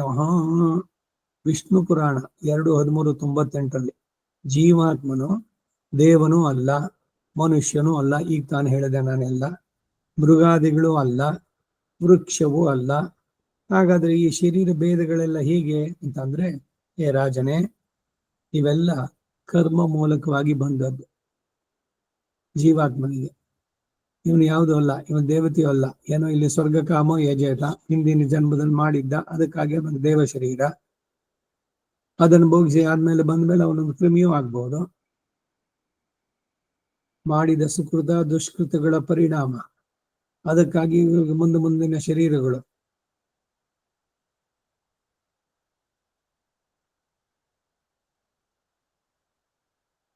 ಹೀಗೆ ಜಡಭರತೋಪಾಖ್ಯಾನ ಆದಿ ಭರತರು ಹೇಳಿರುವ ಹಾಗೆ ಶರೀರವನ್ನು ಬೋಧಿಸುವ ಶಬ್ದಗಳು ಶರೀರಿಯಾದ ಜೀವಾತ್ಮನನ್ನು ಬೋಧಿಸಲಿ, ಪರಮಾತ್ಮನ ಬೋಧಿಸೋದು ಹೇಗೆ ಅಂತ ಆಕ್ಷೇಪಿಸಿದ್ರೆ ಅಬ್ಜೆಕ್ಷನ್ನು, ಅಪೃಥಕ್ ಸಿದ್ಧ ವಿಶೇಷಣವಾಗಿ ಎಲ್ಲವೂ ಸ್ವಾಮಿಗೆ ಶರೀರವಾಗಿರೋದ್ರಿಂದ ದೇವದತ್ತನ ಆತ್ಮವು ಆತನ ಶರೀರವು ಎರಡು ಪರಮಾತ್ಮನಿಗೆ ಶರೀರವಾದ್ದರಿಂದ ಬೋಧಿಸುತ್ತೆ ಅಂತ ಹೇಳ್ತೇವೆ. ದೇವದತ್ತ ಯಾರಿವನು ಅಂತಂದ್ರೆ ಅಡ್ರೆಸ್ ಮಾಡೋಕ್ ಹೇಳಿದ್ದು, ಟಾಮ್ ಡಿಕ್ ಅಂಡ್ ಹ್ಯಾರಿ ಅಂತ ಇಂಗ್ಲಿಷ್ ನಲ್ಲಿ ಹೇಳೋಲಿ. ಇಲ್ಲಿ ಭಾಷೆದಲ್ಲಿ ಇದ್ರಲ್ಲಿ ಬೇಕಾದ್ರೆ ದೇವದತ್ತ ಅಂತಾರೆ. ದೇವದತ್ತ ಅಂತ ಹೇಳಿದ್ರೆ ದೇವದತ್ತನ ಶರೀರದೊಳಗಿರೋ ಆತ್ಮಕ ಹೇಳಿದ್ದು, ಇಲ್ಲ ಆ ಶರೀರಕ್ಕೂ ಅಂದ್ರೆ ಎರಡಕ್ಕೂ ಅನ್ನೋದು ಮಾತಿಲ್ಲ. ದೇವದತ್ತನ ಆತ್ಮ ಆತನ ಶರೀರ ಎರಡೂ ಪರಮಾತ್ಮನಿಗೆ ಶರೀರವಾದದ್ದು ಅಂತ ಹೇಳಿ. ಮನುಷ್ಯ ಶರೀರವಾದರೂ ಅದರ ಆತ್ಮನಿಂದ ಪ್ರತ್ಯೇಕಿಸಲ್ಪಡುವುದು, ನಮ್ಮಗಳ ಆತ್ಮವಾದರೂ ಸ್ವಾಮಿಗೆ ಶರೀರವಾಗಿ ಅಪೃಥಕ್ ಸಿದ್ಧ ವಿಶೇಷಣವಾಗಿ ಎಂದಿಗೂ ಪ್ರತ್ಯೇಕಿಸಲ್ಪಡಲು ಸಾಧ್ಯ ಇಲ್ಲ. ಜೀವಾತ್ಮ ಸಪರೇಟ್ ಆಗಿ ಅವನಿರೋಕ್ ಸಾಧ್ಯನೋ? ಈ ಶರೀರ ಬಿಟ್ರಾಗರೆ ಏನು ಪ್ರೇತವಾಗ್ತಾನೆ, ಅದೇನ್ ಬೇರೆ ಶರೀರ ಅನ್ನೋದು? ಅದೇ ಆತ್ಮವ? ಅತೃಪ್ತವಾದಂತಹ ಆತ್ಮ ಪ್ರೇತಾತ್ಮ ಅಂತ ಹೇಳಿದ್ರು. ಪ್ರೇತಾತ್ಮ ಅಂದ್ರೆ ಪ್ರೇತವಾಗಿರೋದು, ಭೂತವಾಗಿರೋದು, ಅದಲ್ಲ. ಅವನ ಆತ್ಮದ ಶರೀರ ರೂಪ ಅಲ್ಲ, ಅದು ನಿಜವಾದದ್ದಲ್ಲ. ಇವನು ಮಾಡಿದ ಕರ್ಮಕ್ಕೆ ಆ ಶರೀರ ಪ್ರೇತ ಶರೀರ ಅಷ್ಟೇ. ಆ ಪ್ರೇತ ಶರೀರನು ಹೊರಟೋಗುತ್ತೆ ಸಂಸ್ಕಾರ ಮಾಡಿದಾಗ. ಇತಃ ಪರಂ ಪ್ರೇತ ಶಬ್ದಂ ನಾಸ್ತಿ ಅಂತಾರೆ. ಸಪಿಂಡೀಕರಣ ಆದ್ಮೇಲೆ ಹೇಳ್ತಾನೆ, ಇನ್ ಮುಂದಕ್ಕೆ ಅವನು ಗಣಕ್ಕೆ ಸೇರದ, ಅದನ್ನೇ ಸಪಿಂಡೀಕರಣ. ಸಂಗಚ್ಛದ್ವಂ ಸಂವದದ್ವಂ ಸಮ್ಮೋಹಮನಾಸಿಮಾನದ ಪಿಂಡ ಸಂಯೋಜನ ಮಂತ್ರಾಹ ಹೇಳಿ ಇನ್ನು ಮುಂದಕ್ಕೆ ಅವನು ಆ ಪ್ರೇತ ಶರೀರದಲ್ಲಿ ಇಲ್ಲ, ಪಿತೃಗಣಗಳಲ್ಲಿ ಸೇರಿದ ವಸು ಸ್ಥಾನದಲ್ಲಿ ಇದ್ದಾನೆ ಇವಾಗ. ಈ ಶರೀರ ಬಿಟ್ಟ ಮೇಲೆ ಆ ಸಂಸ್ಕಾರಗಳೆಲ್ಲ ಆದ್ಮೇಲೆ ಅಂತ. ಈಗ ವಸು ಶರೀರದಲ್ಲಿದ್ದಾಗಲೋ ಅಥವಾ ಪ್ರೇತ ಶರೀರದಲ್ಲಿದ್ದೋ ಆ ಆತ್ಮ ಅದು ಬೇರೆ ಇದು ಬೇರೆನೋ ಅಂದ್ರೆ ಆತ್ಮ ಒಂದೇನೆ. ಅದಕ್ಕೆ ಇದು ಪಾಂಚಭೌತಿಕವಾದಂತ ಈ ಶರೀರ ಕಳ್ಕೊಂಡು ಪ್ರೇತ ಶರೀರದಲ್ಲಿದ್ದು ಆಮೇಲೆ ಆ ಶರೀರ ಈ ಕರ್ಮದ ಬಂಧನನೇ ಬಿಡಿಸ್ಕೊಂಡ್ಬಿಟ್ರೆ ಅವನಿಗೆ ದಿವ್ಯವಾದ ಶರೀರ. ಒಟ್ನಲ್ಲಿ ಎಲ್ಲಾ ಕಡೆನಲ್ಲೂ ಶರೀರ ಇದೆ, ಆತ್ಮಕ್ಕೆ ಶರೀರ ಇಲ್ಲ ಅಂತ. ಆ ಆತ್ಮ ಪರಮಾತ್ಮನೊಂದಿಗೆ ಸದಾ ಇರುತ್ತೆ. ಇದು ಇನ್ನೊಂದು ಬಹಳ ಮುಖ್ಯವಾದದ್ದು.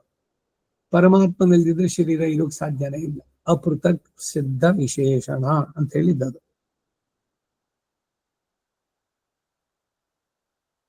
ನಮ್ಮಗಳ ಆತ್ಮವಾದರೂ ಸ್ವಾಮಿಗೆ ಶರೀರವಾಗಿ ಅಪೃಥಕ್ ಸಿದ್ಧ ವಿಶೇಷಣವಾಗಿ ಎಂದಿಗೂ ಪ್ರತ್ಯೇಕಿಸಲ್ಪಡಲು ಸಾಧ್ಯವಿಲ್ಲ. ಆದ್ದರಿಂದ ತತ್ ಆಯಾಯ ಶಬ್ದಗಳು ಪರಮಾತ್ಮನನ್ನೇ ಬೋಧಿಸುತ್ತೆ ಅನ್ನೋದು ಭಾವ. ಆದರೂ ದೇವ ಮನುಷ್ಯಾದಿ ಶಬ್ದಗಳೇ ಆಯಾ ಅವಸ್ಥಾ ಕಾಲಗಳಲ್ಲಿ ಹೇಗೆ ಆತ್ಮನಲ್ಲೇ ಪರ್ಯವಸಾನ ಹೊಂದುತ್ತೋ ಹಾಗೆಯೇ ಪರಮಾತ್ಮ ಶರೀರಗಳಾದ ಸರ್ವಭೂತಗಳನ್ನು ಬೋಧಿಸುವ ಶಬ್ದಗಳು ಪರಮಾತ್ಮನನ್ನೇ ಬೋಧಿಸುತ್ತವೆ ಎಂದು ಮುಂದಕ್ಕೆ ಉಪದೇಶಿಸ್ತಾರೆ.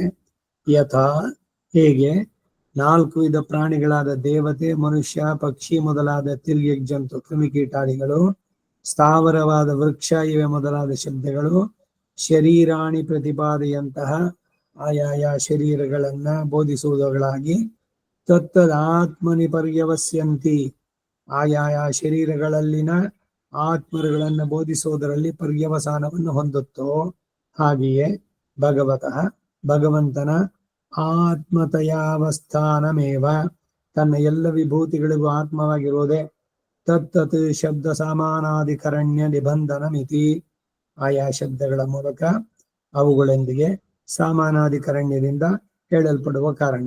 ಹೀಗೆ ನಮ್ಮ ಶರೀರ ಆತ್ಮಗಳ ದೃಷ್ಟಾಂತಗಳ ಮೂಲಕ ನಮ್ಮ ಶರೀರವನ್ನ ಬೋಧಿಸುವ ದೇವ ಮನುಷ್ಯಾದಿ ಶಬ್ದಗಳು ಅವುಗಳಲ್ಲಿರುವ ಆತ್ಮವನ್ನು ಹೇಗೆ ಬೋಧಿಸುತ್ತೋ ಹಾಗೆಯೇ ಸರ್ವಭೂತಗಳನ್ನು ಬೋಧಿಸುವ ಶಬ್ದಗಳು ಅವುಗಳಿಗೆ ಆತ್ಮವಾದ ಪರಮಾತ್ಮನಲ್ಲಿ ಅನ್ವಯಿಸುತ್ತವೆ ಅನ್ನೋದು ಭಾವ.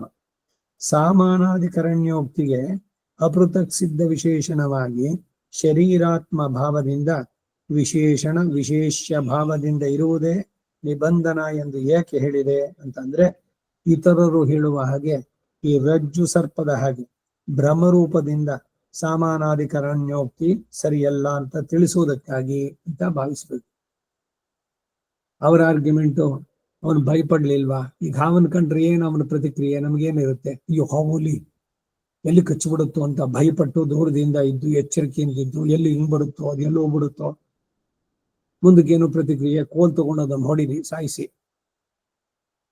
ಕೋಲ್ ತಂದು ಬಡ್ದು ಆಯ್ತು. ಆಮೇಲೆ ಹೊಡೆದು ಅಯ್ಯೋ ಹಗ್ಗ ಅದು. ಆಮೇಲೆ ಗೊತ್ತಾಗಿದ್ದು. ಆದ್ರೆ ಮೊದಲಿನ ಅನುಭವ ಸುಳ್ಳ ಅಂತ ಅವರ ಆರ್ಗ್ಯುಮೆಂಟು ಅದ್ವೈತದಲ್ಲಿ. ಇಲ್ಲಿ ಸಮಾನಾಧಿಕರಣ್ಯ ಸೇರೋಲ್ಲ. ಯಾಕೆಂದ್ರೆ ಭ್ರಮೆ. ಹಗ್ಗವನ್ನ ಹಾವಾಗಿ ಕಂಡ್ರಿ ಅಂತಂದ್ರೆ ಅದರಲ್ಲಿ ಇದು ಸೇರೋದಕ್ಕೆ ಸಾಧ್ಯ ಇಲ್ಲ ಅನ್ನೋದನ್ನ ಹೇಳೋದಕ್ಕಾಗಿ.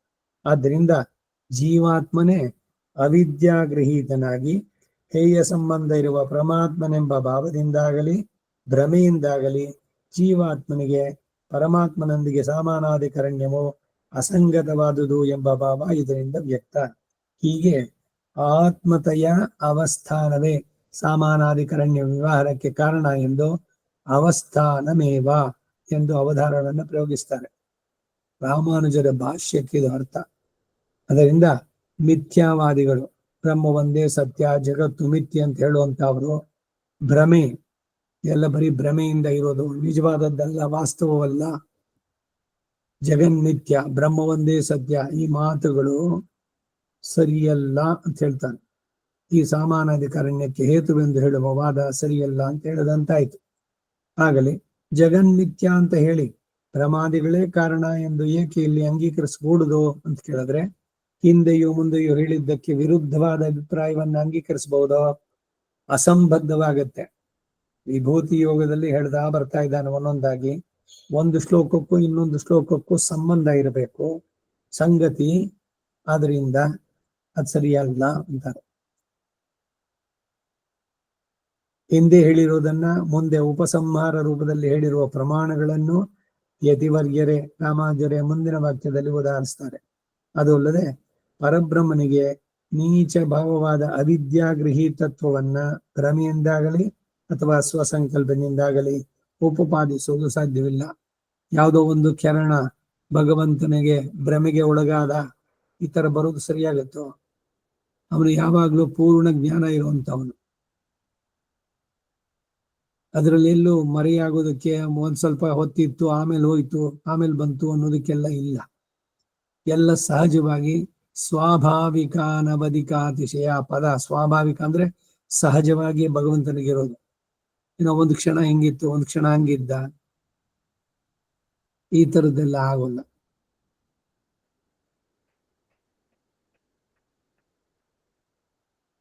ಆದ್ದರಿಂದ ಅಹಮಾತ್ಮ ಗುಡಾಕೇಶ ಸರ್ವಭೂತೇಷು ಅವಸ್ಥಿತ ಎಂಬುದು ಮಿಥ್ಯಾವಾದಕ್ಕೂ ಅವಿದ್ಯಾಗೃಹೀತತ್ವವಾದಕ್ಕೂ ಪರಮ ಕುಂದುಕ. ಈ ವಾದಗಳಿಗೆಲ್ಲ ನಿಲ್ಲೋದಕ್ಕೆ ಸಾಧ್ಯ ಇಲ್ಲ. ಅವನಿಗೆ ಯಾವುದೋ ಒಂದು ಕ್ಷಣದಲ್ಲಿ ಭ್ರಮೆ ಉಂಟಾಯಿತು, ಇಲ್ಲ ಎಲ್ಲ ಭಕ್ತರು ಮಾಡಿದ್ದು ಪಾಪಗಳನ್ನೆಲ್ಲ ಅವನೇ ಸ್ವೀಕಾರ ಮಾಡಿ ಅದಕ್ಕಾಗಿ ಅವತಾರಗಳನ್ನ ಮಾಡದ, ಬೇರೆ ಬೇರೆ ಅನುಭವಿಸಿದ, ರಾಮನಾಗಿ ದುಃಖಪಟ್ಟ, ಹಾಗೆ ಹೀಗೆ ಇವೆಲ್ಲ ಏನು ಅಂದ್ರೆ ಎಲ್ಲರೂ ಬೇರೆಯವ್ರದೆಲ್ಲ ತಗೊಂಡಲ್ಲ ಅನುಭವಿಸಿದ. ಈ ಎಲ್ಲ ಮಾತುಗಳು ಸರಿಯಾಗಿ ನಿಲ್ಲೋಲ್ಲ, ಸಿದ್ಧಾಂತಕ್ಕೆ ಸೇರೋಲ್ಲ. ಇವೆಲ್ಲ ಅಸಂಬದ್ಧವಾಗತ್ತೆ ಮಾತುಗಳೆಲ್ಲ. ಯಾಕೆಂದ್ರೆ ಅವ್ನಿಗೆ ಯಾವ ದೋಷವೂ ಅವನ ಹತ್ರ ಬರೋಕ್ ಸಾಧ್ಯನೇ ಇಲ್ಲ. ಸದೈಕ ರೂಪರೂಪಾಯ ವಿಷ್ಣವೇ ಸರ್ವಜಿಷ್ಣವೇ. ಏನೇ ಕೂಡ ಇದ್ರು ಅವಿಕಾರಾಯ ಶುದ್ಧಾಯ ನಿತ್ಯಾಯ ಪರಮಾತ್ಮನೇ. ಈ ಮಾತುಗಳಿಗೆಲ್ಲ ವಿರೋಧ ಆಗ್ಬಿಡುತ್ತೆ. ಯಾವುದೋ ಒಂದು ಕ್ಷಣ ಅವನ ಭ್ರಮೆ, ಅವನಿಗೆ ಇನ್ಯಾವುದೋ ತಮೋ ಗುಣದಿಂದ ಹಿಂಗಾಯ್ತು. ಈ ಗುಣಗಳಿಂದ ಅವನು ಗುಣಕ್ಕೆ ಅತೀತನಾದವನು. ಅವನಿಗೆ ಹೇಗಿದೆಲ್ಲ ಅನ್ವಯ ಮಾಡಿ ಹೇಳ್ತೀರಿ? ಈ ರೀತಿ ಸರ್ವಭೂತೇಶು ಅವಸ್ಥಿತ ಅಂದ್ರೆ ಸರ್ವಭೂತಗಳೇ ಬೇರೆ, ಅವುಗಳಲ್ಲಿ ಅವಸ್ಥಿನಾದವನೇ ಬೇರೆ ಅಂತ ಹೇಳಿದಾಗುವುದಿಲ್ವೇ? ಬೇರೆ ಎಂದು ಒಪ್ಪಿಕೊಳ್ಳಲೇಬೇಕಾಗಿರುವಾಗ ಜೀವ ಪರಮಾತ್ಮ ಸ್ವರೂಪ ಐಕ್ಯವಾದ ಹೇಗೆ? ಅವಿದ್ಯಾಗೃಹೀತತ್ವಕ್ಕೆ ಅವಕಾಶ ಎಲ್ಲಿ? ಹೇಯ ಪ್ರತ್ಯನೀಕನನ್ನ, ಎಲ್ಲ ದೋಷಗಳಿಂದ ದೂರಾದವನನ್ನ ಅವಿದ್ಯಾಗೃಹೀತ, ಅವನಿಗೆ ಅವಿದ್ಯೆ ಉಂಟಾಯ್ತು ಅಂತ ಹೇಳು ಸರಿ ಹೇಗೆ?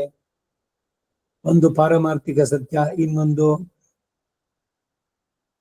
ಇಲ್ಲಿದ್ದಾಗ ವ್ಯಾವಹಾರಿಕ ಸತ್ಯ ಅಂತ. ಈಗ ಭಗವಂತನ ಎರಡು ಭಾಗ ಮಾಡಿಬಿಡ್ತಾರೆ. ವ್ಯಾವಹಾರಿಕವಾಗಿ ಇದೆಲ್ಲ ಸತ್ಯ, ಆದ್ರೆ ನೀವು ಮೇಲಕ್ಕೆ ಹೋದಾಗೇನು ಇಲ್ಲ ಅಂತಾರೆ. ಏನೋ ಅವರ ವಾದಗಳದು. ನಾವು ರಾಮಾನುಜರದನ್ನ ನೋಡೋಣ, ಅವನಿಗೆ ಯಾವುದೇ ಒಂದು ಕ್ಷಣದಲ್ಲೂ ಕೂಡ ಬೇರೆ ಬೇರೆ ಅವಸ್ಥೆ, ಅವನ ಭ್ರಮೆ ಉಂಟಾಯ್ತು, ಅವನಿಗೆ ಯಾವುದೋ ದೋಷ ಉಂಟಾಯ್ತು, ಈ ತರದ್ದು ಯಾವುದು ಬರೋಕ್ ಸಾಧ್ಯ ಇಲ್ಲ ಭಗವಂತನಿಗೆ.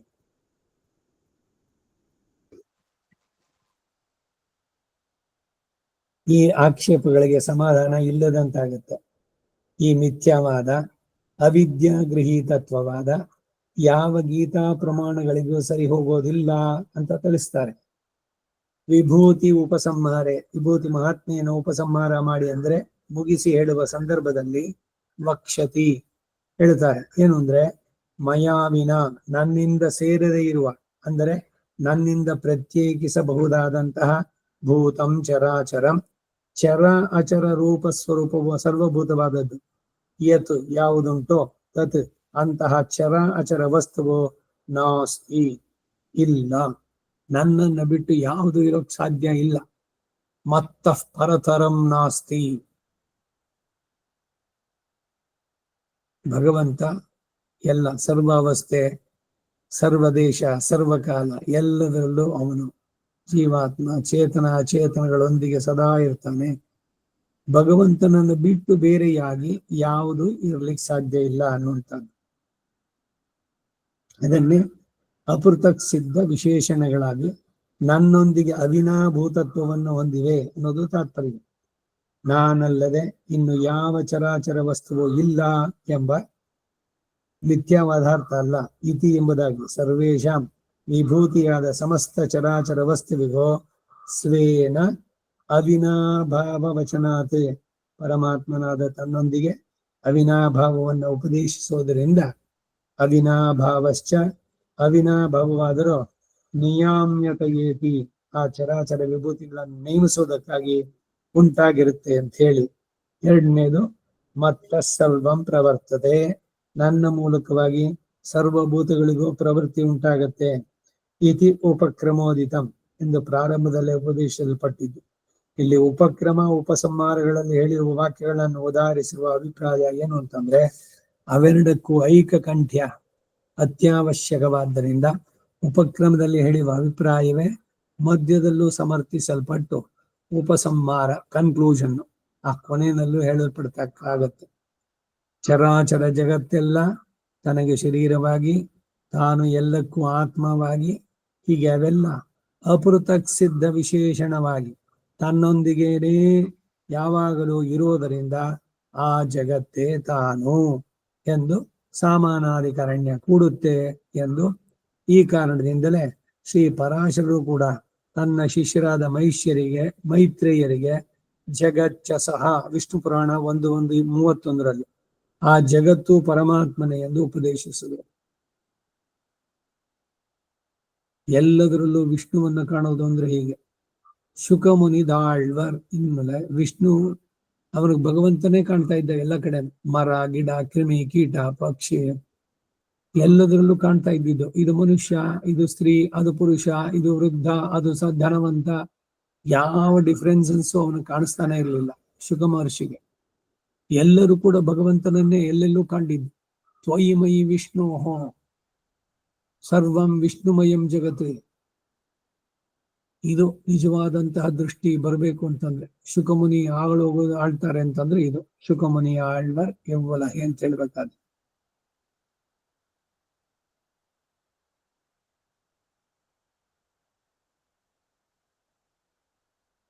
ಜಗಚ್ಚ ಸಹ ಆ ಜಗತ್ತು ಪರಮಾತ್ಮನೇ ಎಂದು ಉಪದೇಶಿಸಿದ್ರು ವಿಷ್ಣು ಪುರಾಣದಲ್ಲಿ ಪರಾಶರರು ಮೈತ್ರೇಯರಿಗೆ. ಹೀಗೆ ಶಾಸ್ತ್ರಗಳ ಉಪದೇಶದಲ್ಲಿ ಉಪಕ್ರಮ ಉಪಸಂಹಾರಗಳಿಗೆ ಐಕಕಂಠ್ಯ ಇದೆ. ಆರಂಭ ಕಡೆ ಎರಡು ಅಷ್ಟೇ, ಬೇರೆ ಬೇರೆ ಅಲ್ಲ. ಇದಕ್ಕೆ ಇನ್ನೊಂದು ನಿದರ್ಶನವನ್ನು ತೋರ್ತೇವೆ. ಇದೇ ಗೀತೆಯಲ್ಲಿ ಗೀತೋಪದೇಶದ ಉಪಕ್ರಮವಾದ ನತ್ವೇವಾಹಂ ಜಾತು ನಾಸಂ ನತ್ವಂ ನೇಪೇ ಜನ ಅಧಿಪ 2ನೇ ಅಧ್ಯಾಯ 12ನೇ ಶ್ಲೋಕ, ಆ ಶ್ಲೋಕದಲ್ಲಿಯೋ ಮತ್ತೆ ಶ್ರುತಿನಲ್ಲಿ ನಿತ್ಯೋ ನಿತ್ಯಾನಾಂ ಚೇತನಶ್ಚೇತನಾನಾಂ ಏಕೋ ಬಹೂನಾಂ ಯೋ ವಿದದಾತಿ ಕಾಮಾನ್ ಎಂಬ ಇವೇ ಮೊದಲಾದ ಶ್ರುತಿಗಳನ್ನು ಅನುಸರಿಸಿ ಜೀವಾತ್ಮ ಪರಮಾತ್ಮ ಭೇದವು ಉಪದೇಶಿಸಲ್ಪಟ್ಟಿತು. ಅದೇ ಮಧ್ಯದಲ್ಲಿ ಉತ್ತಮ ಪುರುಷಸ್ತ್ವನ್ಯ ಪರಮಾತ್ಮೇತ್ಯುದಾಹುತಃ ಯೋ ಲೋಕತ್ರಯಮಾವಿಶ್ಯ ಬಿಭರ್ತವ್ಯಯ ಈಶ್ವರಃ. ಪುರುಷೋತ್ತಮ ಯೋಗ 15ನೇ ಅಧ್ಯಾಯ 17ನೇ ಶ್ಲೋಕ ಇತ್ಯಾದಿ ಸ್ಥಳಗಳಲ್ಲಿ ಸ್ಫುಟವಾಗಿ ಸ್ಪಷ್ಟವಾಗಿ ಸಮರ್ಥಿಸಲ್ಪಟ್ಟು ಉಪಸಂಹಾರದ ಚರ್ಮ ಶ್ಲೋಕದಲ್ಲಿಯೂ ಕೂಡ ರಕ್ಷ ರಕ್ಷಕ ಪ್ರಾಪ್ಯ ಪ್ರಾಪಕ ಭೇದದಲ್ಲಿ ಅಹಂ ತ್ವಾಂ ಇತ್ಯಾದಿ ಪ್ರಯೋಗಗಳಿಂದ ಪರಮಾತ್ಮ ಅಹಂ ತ್ವಾಂ ಸರ್ವ ಪಾಪೇಭ್ಯೋ ಮೋಕ್ಷಯಿಷ್ಯಾಮಿ ಅಂತ ಹೇಳ್ಬೇಕಾರೆ, ಅಹಂ ತ್ವಾಂ ನಾನು ನಿನ್ನನ್ನ ಎಲ್ಲ ದೋಷಗಳಿಂದ ಬಿಡಿಸ್ತೇನೆ, ನೀನು ವ್ಯಥೆ ಪಡೋದು ಬೇಡ ಅಂತ. ಸೊ ನಾನು ನೀನು ಅಂತ ಹೇಳಿದಾಗ ಇವನೇ ಪರಮಾತ್ಮನಾಗ್ಬಿಡ್ತಾನು. ಇವೆಲ್ಲವನ್ನು ನೇಮಿಸುವಂತ ಅವನವನು. ಇವುಗಳಿಂದ ಆ ಜೀವಾತ್ಮ ಭೇದ ಬೋಧಿತವಾಗಿ ಹೀಗೆ ಉಪಕ್ರಮ ಉಪಸಂಹಾರಗಳಿಗೆ ಐಕಕಂಠ್ಯವೋ ವ್ಯಕ್ತ. ಸರ್ವಭೂತಗಳಲ್ಲೂ ಇರುವವನಾಗಿ ನಾನು ಆತ್ಮ ಎಂದು ಹೇಳಿರೋದ್ರಿಂದ ಇಂದಿನ ಶ್ಲೋಕದಲ್ಲಿ ಶ್ರುತಿಗಳಲ್ಲಿ ಬೋಧಿಸಿರುವ ಶರೀರಾತ್ಮ ಭಾವವೇ ಉಪದೇಶಿಸಲ್ಪಟ್ಟಿತು ಅನ್ನೋದು ತಾತ್ಪರ್ಯ. ಆತ್ಮ ವಿಶೇಷ ಎಂದು ಸರ್ವಭೂತಗಳು ಆತನಿಂದ ಪೃಥಕ್ಕರಿಸಲು ಸಾಧ್ಯವಲ್ಲದಂತ ವಿಶೇಷಣ ಎಂದು ಹೇಳಲ್ಪಟ್ಟಿದೆ. ವಿಶೇಷ ವಿಶೇಷಣ ವಿಶೇಷ್ಯ ವಿಶೇಷಣ ಅಂತ ಹೇಳಿ ಬೇರೆ ಬೇರೆ ರೂಪಗಳು ಎಲ್ಲ ವಿಶೇಷಣಗಳು ಅವನಿಗೆ. ಜೀವಾತ್ಮನೂ ಅಷ್ಟೇ, ಪರಮಾತ್ಮನಿಲ್ಲದೆ ಅವನಿರ್ಲಿಕ್ಕೆ ಸಾಧ್ಯ ಇಲ್ಲ. ಹೀಗೆ ಆತ್ಮವಾಗಿಯೇ ಪರಮಾತ್ಮನು ಸರ್ವಭೂತಗಳಿಗೂ ನಿಯಾಮಕ. ಸರ್ವಾತ್ಮ ಅಂತಃ ಪ್ರವಿಷ್ಟ ಶಾಸ್ತ್ರ ಜನಾನಾಂ. ಸರ್ವಾತ್ಮ ಜೀವಾತ್ಮನಾದ್ರೆ ಆಯಾಯ ಶರೀರಕ್ಕೆ ಮಾತ್ರ ಅವನು ನಿಯಾಮಕ. ಎಲ್ಲ ಭಗವಂತನಿಗೆ ಏನ್ ಹೇಳ್ತೀವ ಅದೆಲ್ಲ. ಈ ಜೀವಾತ್ಮ ಇಲ್ದಿದ್ರೆ ಆ ಶರೀರ ಇರೋಲ್ಲ. ಆದ್ರೆ ಅವನ ವ್ಯಾಪನೆ ಆ ಶರೀರದೊಳಗೆ ಮಾತ್ರ. ಬೇರೆ ಶರೀರದಲ್ಲಿ ಏನಾಗ್ತಿದೆ ಅನ್ನೋದು ಅವನಿಗೆ ಗೊತ್ತಾಗಲ್ಲ. ಆದ್ರೆ ಭಗವಂತನೋ ಎಲ್ಲ ಆತ್ಮರಲ್ಲಿಯೂ ಅಂತಃ ಪ್ರವಿಷ್ಟನಾಗಿ ಎಲ್ಲ ರೀತಿಯ ಶರೀರಗಳಲ್ಲೂ ಇದ್ದಾನೆ. ಸೊ ಜೀವಾತ್ಮ ವಿಶಿಷ್ಟ ಪರಮಾತ್ಮ ವಿಶಿಷ್ಟನಾದಂತ ಶರೀರ. ಹೀಗೆ ಒಂದೊಂದನ್ನು ಹೇಳ್ಬೇಕಾದ್ರೆ ಚೇತನವು ಅಚೇತನವು.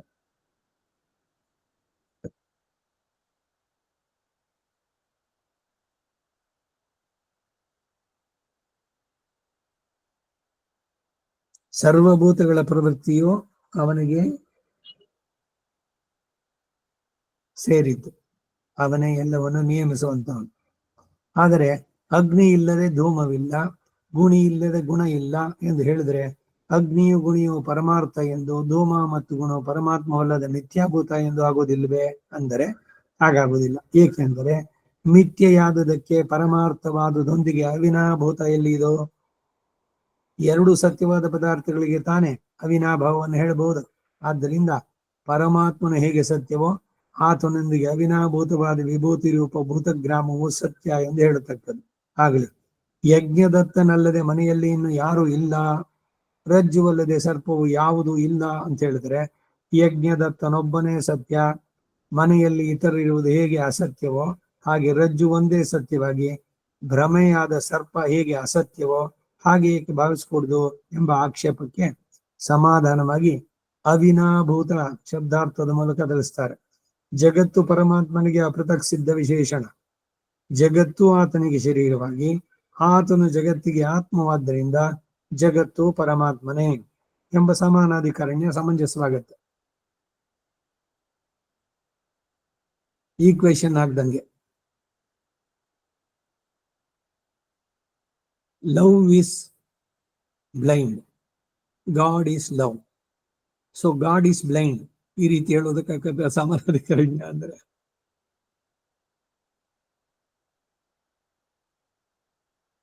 ಜಗತ್ತಿಗೆ ಅವನು ಆತ್ಮವಾಗಿ, ಎಲ್ಲ ಜಗತ್ತು ಆತನಿಗೆ ಶರೀರವಾಗಿ, ಆದ್ದರಿಂದ ಜಗತ್ತು ಪರಮಾತ್ಮನೇ.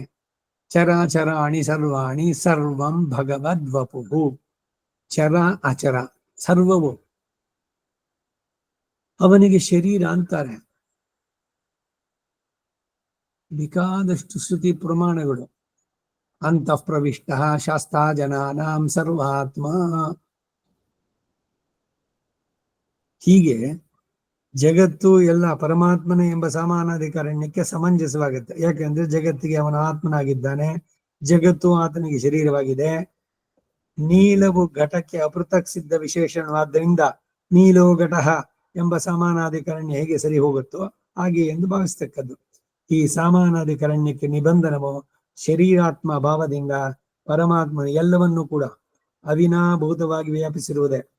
ಇದೇ ವಿಭೂತಿ ವಿಸ್ತರದ ಉಪಕ್ರಮದಲ್ಲಿ ವ್ಯಾಪ್ಯ ತಿಷ್ಠಸಿ ಶ್ಲೋಕ 11ನೇ ಶ್ಲೋಕದಲ್ಲಿ ಎಂದು ಅಹಮಾತ್ಮ ಗುಡಾಕೇಶ 20ನೇ ಶ್ಲೋಕದಲ್ಲಿ ಹೇಳಲ್ಪಟ್ಟು, ಉಪಸಂಹಾರದಲ್ಲಿ ನ ತದಸ್ತಿ ವಿನಾಯತ್ ಸ್ಯಾತ್ 39ನೇ ಶ್ಲೋಕ ಎಂದು ಈ ಅವಿನಾಭಾವವೇ ಉಪಪಾದಿಸಲ್ಪಟ್ಟಿದೆ. ಅವಿನಾಭೂತ ಅಂದ್ರೆ ಏನು ಅಂದ್ರೆ ನಿಯಾಮ್ಯತೆಯ ಅವಿನಾಭೂತ ಎಂದು ಹೇಳಿದ್ದಾರೆ. ಸರ್ವೇಶ್ವರನ ನಿಯಾಮ್ಯ ವರ್ಗವು ಎಂದಿಗೂ ಮಿಥ್ಯೆಯಾಗಲಾರದು ಅಂತ ಹೇಳಿ ಅದಕ್ಕೆ ಗೀತೋಕ್ತಿಯನ್ನೇ ಪ್ರಮಾಣವಾಗಿ ಉದಾಹರಿಸ್ತಾರೆ. ಮತ್ತಃ ಸರ್ವಂ ಪ್ರವರ್ತತೆ, ನನ್ನಿಂದಲೇ ಸರ್ವಭೂತಗಳ ಪ್ರವೃತ್ತಿ ಅಂತ ಹೇಳಿರೋದ್ರಿಂದ ಹೀಗೆ ಪ್ರವೃತ್ತಿಯುಳ್ಳ ಸರ್ವವು ಮಿಥ್ಯೆಯಲ್ಲ, ಸುಳ್ಳಲ್ಲ. ಗೊಂಬೆಗಳಿಲ್ಲದೆ ಗೊಂಬೆಯಾಟ ಎಂದಿಗೂ ಇರೋದಿಲ್ಲ ಅನ್ನುವ ಭಾವ. ದೇಶಿಕರು ದೇಶಿಕ ಪ್ರಬಂಧದಲ್ಲಿ ಇವುಗಳನ್ನ ಹೇಳ್ಬೇಕಾದ್ರೆ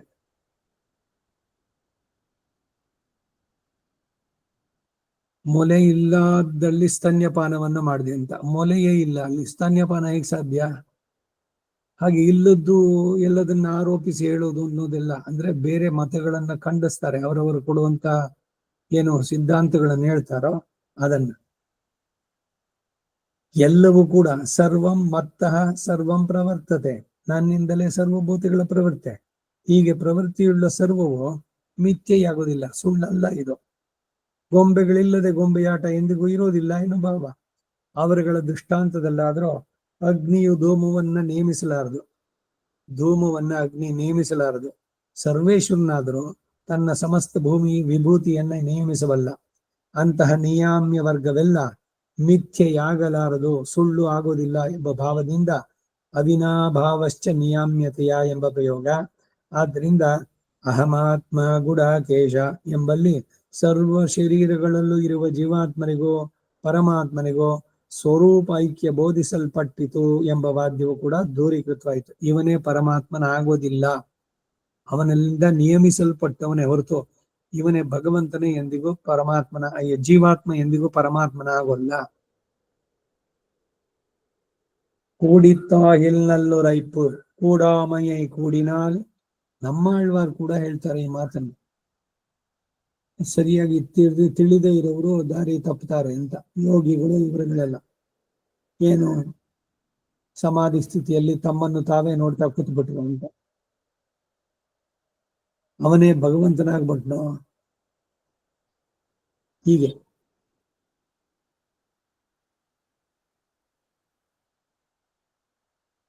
ಅಹಮಾತ್ಮ ಗುಡಾಕೇಶ ಎನ್ನಲ್ಲಿ ಸರ್ವ ಶರೀರಗಳಲ್ಲೂ ಇರುವಂತಹ ಜೀವಾತ್ಮರಿಗೂ ಪರಮಾತ್ಮನಿಗೂ ಸ್ವರೂಪ ಐಕ್ಯ ಬೋಧಿಸಲ್ಪಟ್ಟಿತು ಅನ್ನುವ ವಾದ ಇಲ್ಲಿ ನಿರಸನವಾಯಿತು, ದೂರೀಕೃತವಾಯಿತು. ಇಲ್ಲಿ ಆತ್ಮ ಎಂದರೆ ಶರೀರ ನಿಯಾಮಕನಾದ ಆತ್ಮ ಎಂದೇ ಅರ್ಥ ಹೇಳುವುದೇ ಶ್ರುತಿ ಅನುಸಾರವಾದದ್ದು ಎಂಬ ತಾತ್ಪರ್ಯ. ಶ್ರೀಮದ್ ಶಂಕರಾಚಾರ್ಯರು ಮಿಥ್ಯಾ ಶಬ್ದವನ್ನ ಸ್ವರೂಪ ಸ್ವಭಾವಾದಿ ವಿಕಾರವುಳ್ಳ ಪದಾರ್ಥಗಳಿಗೆ ಉಪಯೋಗಿಸ್ತಾರೆ, ಶೂನ್ಯ ಎಂಬ ಅರ್ಥದಲ್ಲಿ ಉಪಯೋಗಿಸಲಿಲ್ಲ. ಇದಿಷ್ಟು ಬರೀ ಅವತಾರಿಕೆ ರಾಮಾನುಜರ ಭಾಷ್ಯ ಅದರದ್ದು.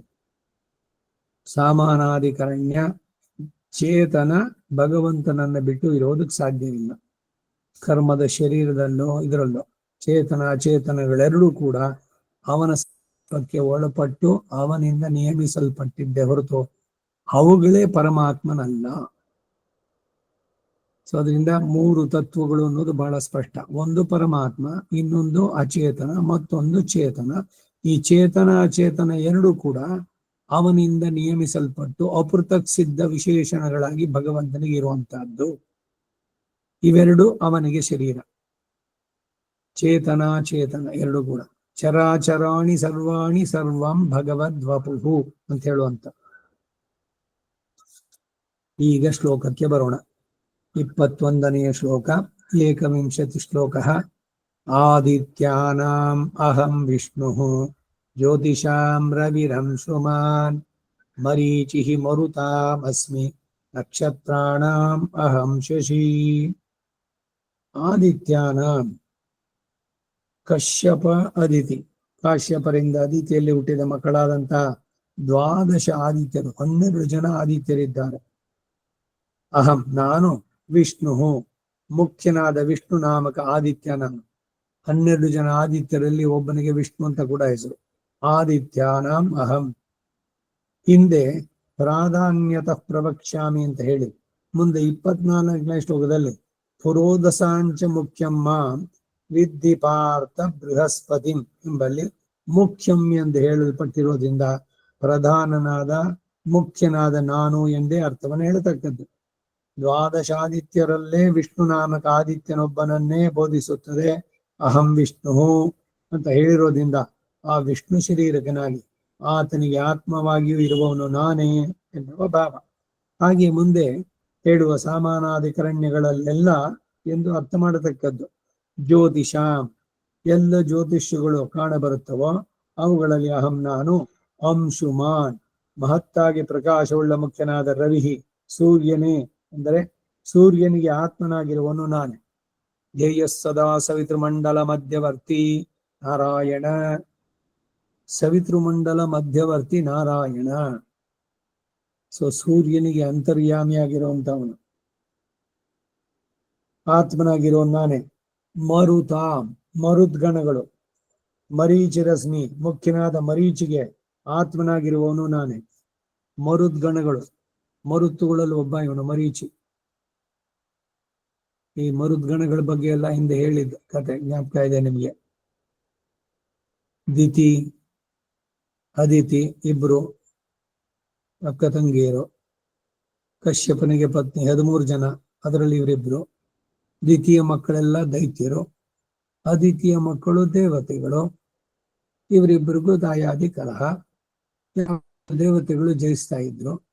ಅದಕ್ಕೆ ಇಂದ್ರನನ್ನ ಕೊಲ್ಲಲ್ಪಡುವಂತ ಮಗ ಹುಟ್ಟಬೇಕು ಅಂತ ಹೇಳಿ ಬಯಸಿ ಪತಿಯನ್ನ ಬೇಡದ್ರು. ಇದು ಬೇಡಮ್ಮ ಈ ರೀತಿ ಅಂತ ಅವನು ಮೊದಲು ಹೇಳಲಿಲ್ಲ.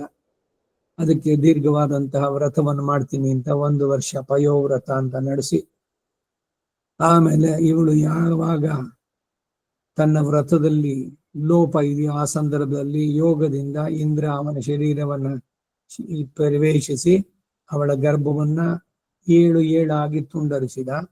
ಅವೆಲ್ಲ ಅಳೋಕ್ ಶುರು ಮಾಡಿದ್ವು. ಮಾರುದಹ ಅಳಬೇಡಿ, ಮಾರುದಹ ಅಂದ್ರು.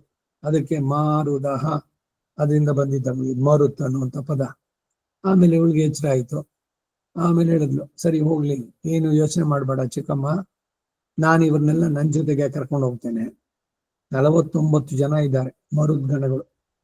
ಮರುತೋ ಗಣಾನಾಂ ಪದಯಸ್ತೆ ಮಾವಂತ್ವಸ್ಮಿನ್ ಬ್ರಹ್ಮನ್ನಸ್ಮಿನ್ ಕ್ಷತ್ರೆ ಯಸ್ಯಾಮಾಶಿಷ್ಯಸ್ಯಾಂ ಪುರೋದಾಯಾಂ ಅಸ್ಮಿನ್ ಬ್ರಹ್ಮನ್ನಸ್ಯಾಂ ದೇವಹೂತ್ಯಾಗ ಸ್ವಾಹ. ಮರುದ್ಗಣಗಳಿಗೂ ಕೂಡ ಆಹುತಿ ಉಂಟು, ದ್ವಿತೀಯ ಮಕ್ಕಳವರು.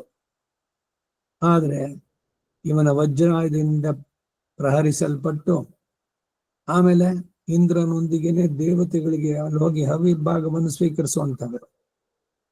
ಹಾಗೆ ಮರುತಾಂ, ಆ ಮರುದ್ಗಣದಲ್ಲಿ ಮರೀಚಿ ರಶ್ಮಿ, ನಾನು ಮರುತ್ತಾಗಿದ್ದೇನೆ. ತತ್ತಚ್ಚರೀಕ ಪರಮಾತ್ಮ ನಾನು ಅನ್ನೋ ಭಾವ. ನಕ್ಷತ್ರಾಣಾಂ ಅಹಂ ಶಶಿ, ಆಕಾಶದಲ್ಲಿ ಪ್ರಕಾಶಿಸಲ್ಪಡುವ ಅಸಂಖ್ಯಾತವಾದಂತ ಲೆಕ್ಕ ಮಾಡಲು ಸಾಧ್ಯವಿಲ್ಲದ ನಕ್ಷತ್ರಗಳ ಮಧ್ಯದಲ್ಲಿ ಪ್ರಧಾನನಾಗಿರುವ ಚಂದ್ರನಿಗೂ ಆತ್ಮವಾಗಿರುವನು ನಾನೇ.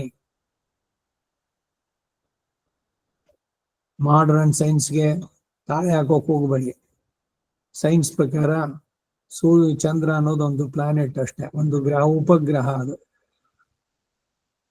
ಉಪಗ್ರಹಗಳು, ನಕ್ಷತ್ರಗಳು, ಸನ್ ಈಸ್ ಎ ಸ್ಟಾರ್, ಅವನ ಪಕ್ಕದಲ್ಲಿ ಎಲ್ಲ ಸುತ್ತುವಂತಹದ್ದು. ಹಾಗೆ ಅನೇಕ ನಕ್ಷತ್ರ ಮಂಡಲಗಳಿದೆ. ನಮ್ಮ ಸಿದ್ಧಾಂತ ಪ್ರಕಾರ ಚಂದ್ರ ನಕ್ಷತ್ರಾಣಾಮಧಿಪತಿ. ಈ ಮೂನ್ ಹೇಳ್ತೀವಲ್ಲ ನಾವು, ಇಲ್ಲಿಂದ ಇವರು ಹೋಗಿ ಅಲ್ಲಿ ಇದ್ದು ಲ್ಯಾಂಡಿಂಗ್ ಆನ್ ಮೂನ್, ಆ ಕಥೆಯೆಲ್ಲ ಹೇಳೋದು. ವಿಜ್ಞಾನದಲ್ಲಿ ಹೇಳುವಂತ ಚಂದ್ರ ಅಲ್ಲ ಇದು. ಈ ಚಂದ್ರ, ಅದಕ್ಕೆ ಅಭಿಮಾನಿ ದೇವತೆಗಳಲ್ಲ, ಅವನು ನಕ್ಷತ್ರಗಳಲ್ಲಿ ಅಧಿಪತಿಯಾದವನು. ವಿಭೂತಿ ಯೋಗದಲ್ಲಿ ನಕ್ಷತ್ರಾಣಾಂ ಅಹಂ ಶಶಿ ಅಂತ ಹೇಳ್ತಾನೆ. ನಕ್ಷತ್ರಗಳಲ್ಲಿ ನಾನು ಪ್ರಧಾನನಾಗಿರುವ ಚಂದ್ರ, ಅವನಿಗೆ ಆತ್ಮನಾಗಿರೋನು ನಾನೇ ಅಂತ. ಇದು ಈ ಶ್ಲೋಕಕ್ಕೆ ಅರ್ಥ. 21. ಇದರ ಭಾಷ್ಯವನ್ನ ಮುಂದಿನ ವಾರ ನೋಡೋಣ. ವಸುದೇವ ಸುತಂ ದೇವಂ ಕಂಸ ಚಾಣೂರಮರ್ದನಂ ದೇವಕೀ ಪರಮಾನಂದಂ ಕೃಷ್ಣಂ ವಂದೇ ಜಗದ್ಗುರುಂ ಅತಸಿ ಪುಷ್ಪಸಂಕಾಶಂ ಭಾರನೋ ಪುರಶೋಭಿತಂ ರತ್ನಕಂಕಣಕೇಯೂರಂ ಕೃಷ್ಣಂ ವಂದೇ ಜಗದ್ಗುರುಂ ಕುಟಿಲಾಲಕ ಸಂಯುಕ್ತಂ ಪೂರ್ಣಚಂದ್ರಂ ನಿಭಾನನಂ ವಿಲಸತ್ಕುಂಡಲಧರಂ ದೇವಂ ಕೃಷ್ಣಂ ವಂದೇ ಜಗದ್ಗುರುಂ ಮಂದಾರಗಂಧ ಸಂಯುಕ್ತಂ ಚಾರುಹಾಸಂ ಚತುರ್ಭುಜಂ ಬರ್ಹಿ ಪಿಂಚಾವಚೂಡಾಂಗಂ ಕೃಷ್ಣಂ ವಂದೇ ಜಗದ್ಗುರುಂ ಉತ್ಫುಲ್ಲ ಪದ್ಮಪತ್ರಾಕ್ಷಂ ನೀಲಜೀಮುತಸನ್ನಿಭಂ ಯಾದವಾನಾಂ ಶಿರೋರತ್ನಂ ಕೃಷ್ಣಂ ವಂದೇ ಜಗದ್ಗುರುಂ ರುಕ್ಮಿಣೀ ಕೇಳಿ ಸಂಯುಕ್ತಂ ಪೀತಾಂಬರ ಸುಶೋಭಿತಂ ಅವಾಪ್ತ ತುಳಸೀಗಂಧಂ ಕೃಷ್ಣಂ ವಂದೇ ಜಗದ್ಗುರುಂ ಗೋಪಿಕಾನಾಂ ಕುಚದ್ವಂದ್ವಂ ಕುಂಕುಮಾಂಕಿತವಕ್ಷಸಂ ಶ್ರೀನಿಕೇತಂ ಮಹೇಶ್ವಾಸಂ ಕೃಷ್ಣಂ ವಂದೇ ಜಗದ್ಗುರುಂ ಶ್ರೀವತ್ಸಾಂಗಂ ಮಹೋರಸ್ಕಂ ವನಮಾಲಾ ವಿರಾಜಿತಂ ಶಂಖಚಕ್ರಧರಂ ದೇವಂ ಕೃಷ್ಣಂ ವಂದೇ ಜಗದ್ಗುರುಂ ಕೃಷ್ಣಾಷ್ಟಕಮಿದಂ ಪುಣ್ಯಂ ಪ್ರಾತರುತ್ಥಾಯ ಪಠೇತ್ ಕೋಟಿಜನ್ಮಕೃತಂ ಪಾಪಂ ಸ್ಮರಣೇನ ವಿನಶ್ಯತಿ. ಕವಿತಾರ್ಕಿಕ ಸಿಂಹಾಯ ಕಲ್ಯಾಣ ಗುಣಶಾಲಿನೆ ಶ್ರೀಮತೆ ವೆಂಕಟೇಶಾಯ ವೇದಾಂತ ಗುರವೇ ನಮಃ. ನಮಸ್ಕಾರ ಮಾಮ. ಶ್ರೀಮಾನ್ ನಮಸ್ಕಾರ ಮಾಮ. ಚಿರಂ ವಿಜಯತಾಂ ಭುವಿ ಶ್ರೀಮತೆ ನಿಗಮಾಂತ ಮಹಾದೇಶಿಕಾಯ ನಮಃ. ಸರ್ವಂ ಶ್ರೀ ವಾಸುದೇವಾರ್ಪಣಮಸ್ತು.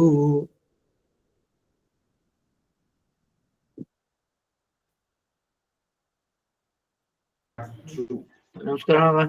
ನಮಸ್ಕಾರ. ನಮಸ್ಕಾರ ಮಾಮ. ನಮಸ್ಕಾರಂ.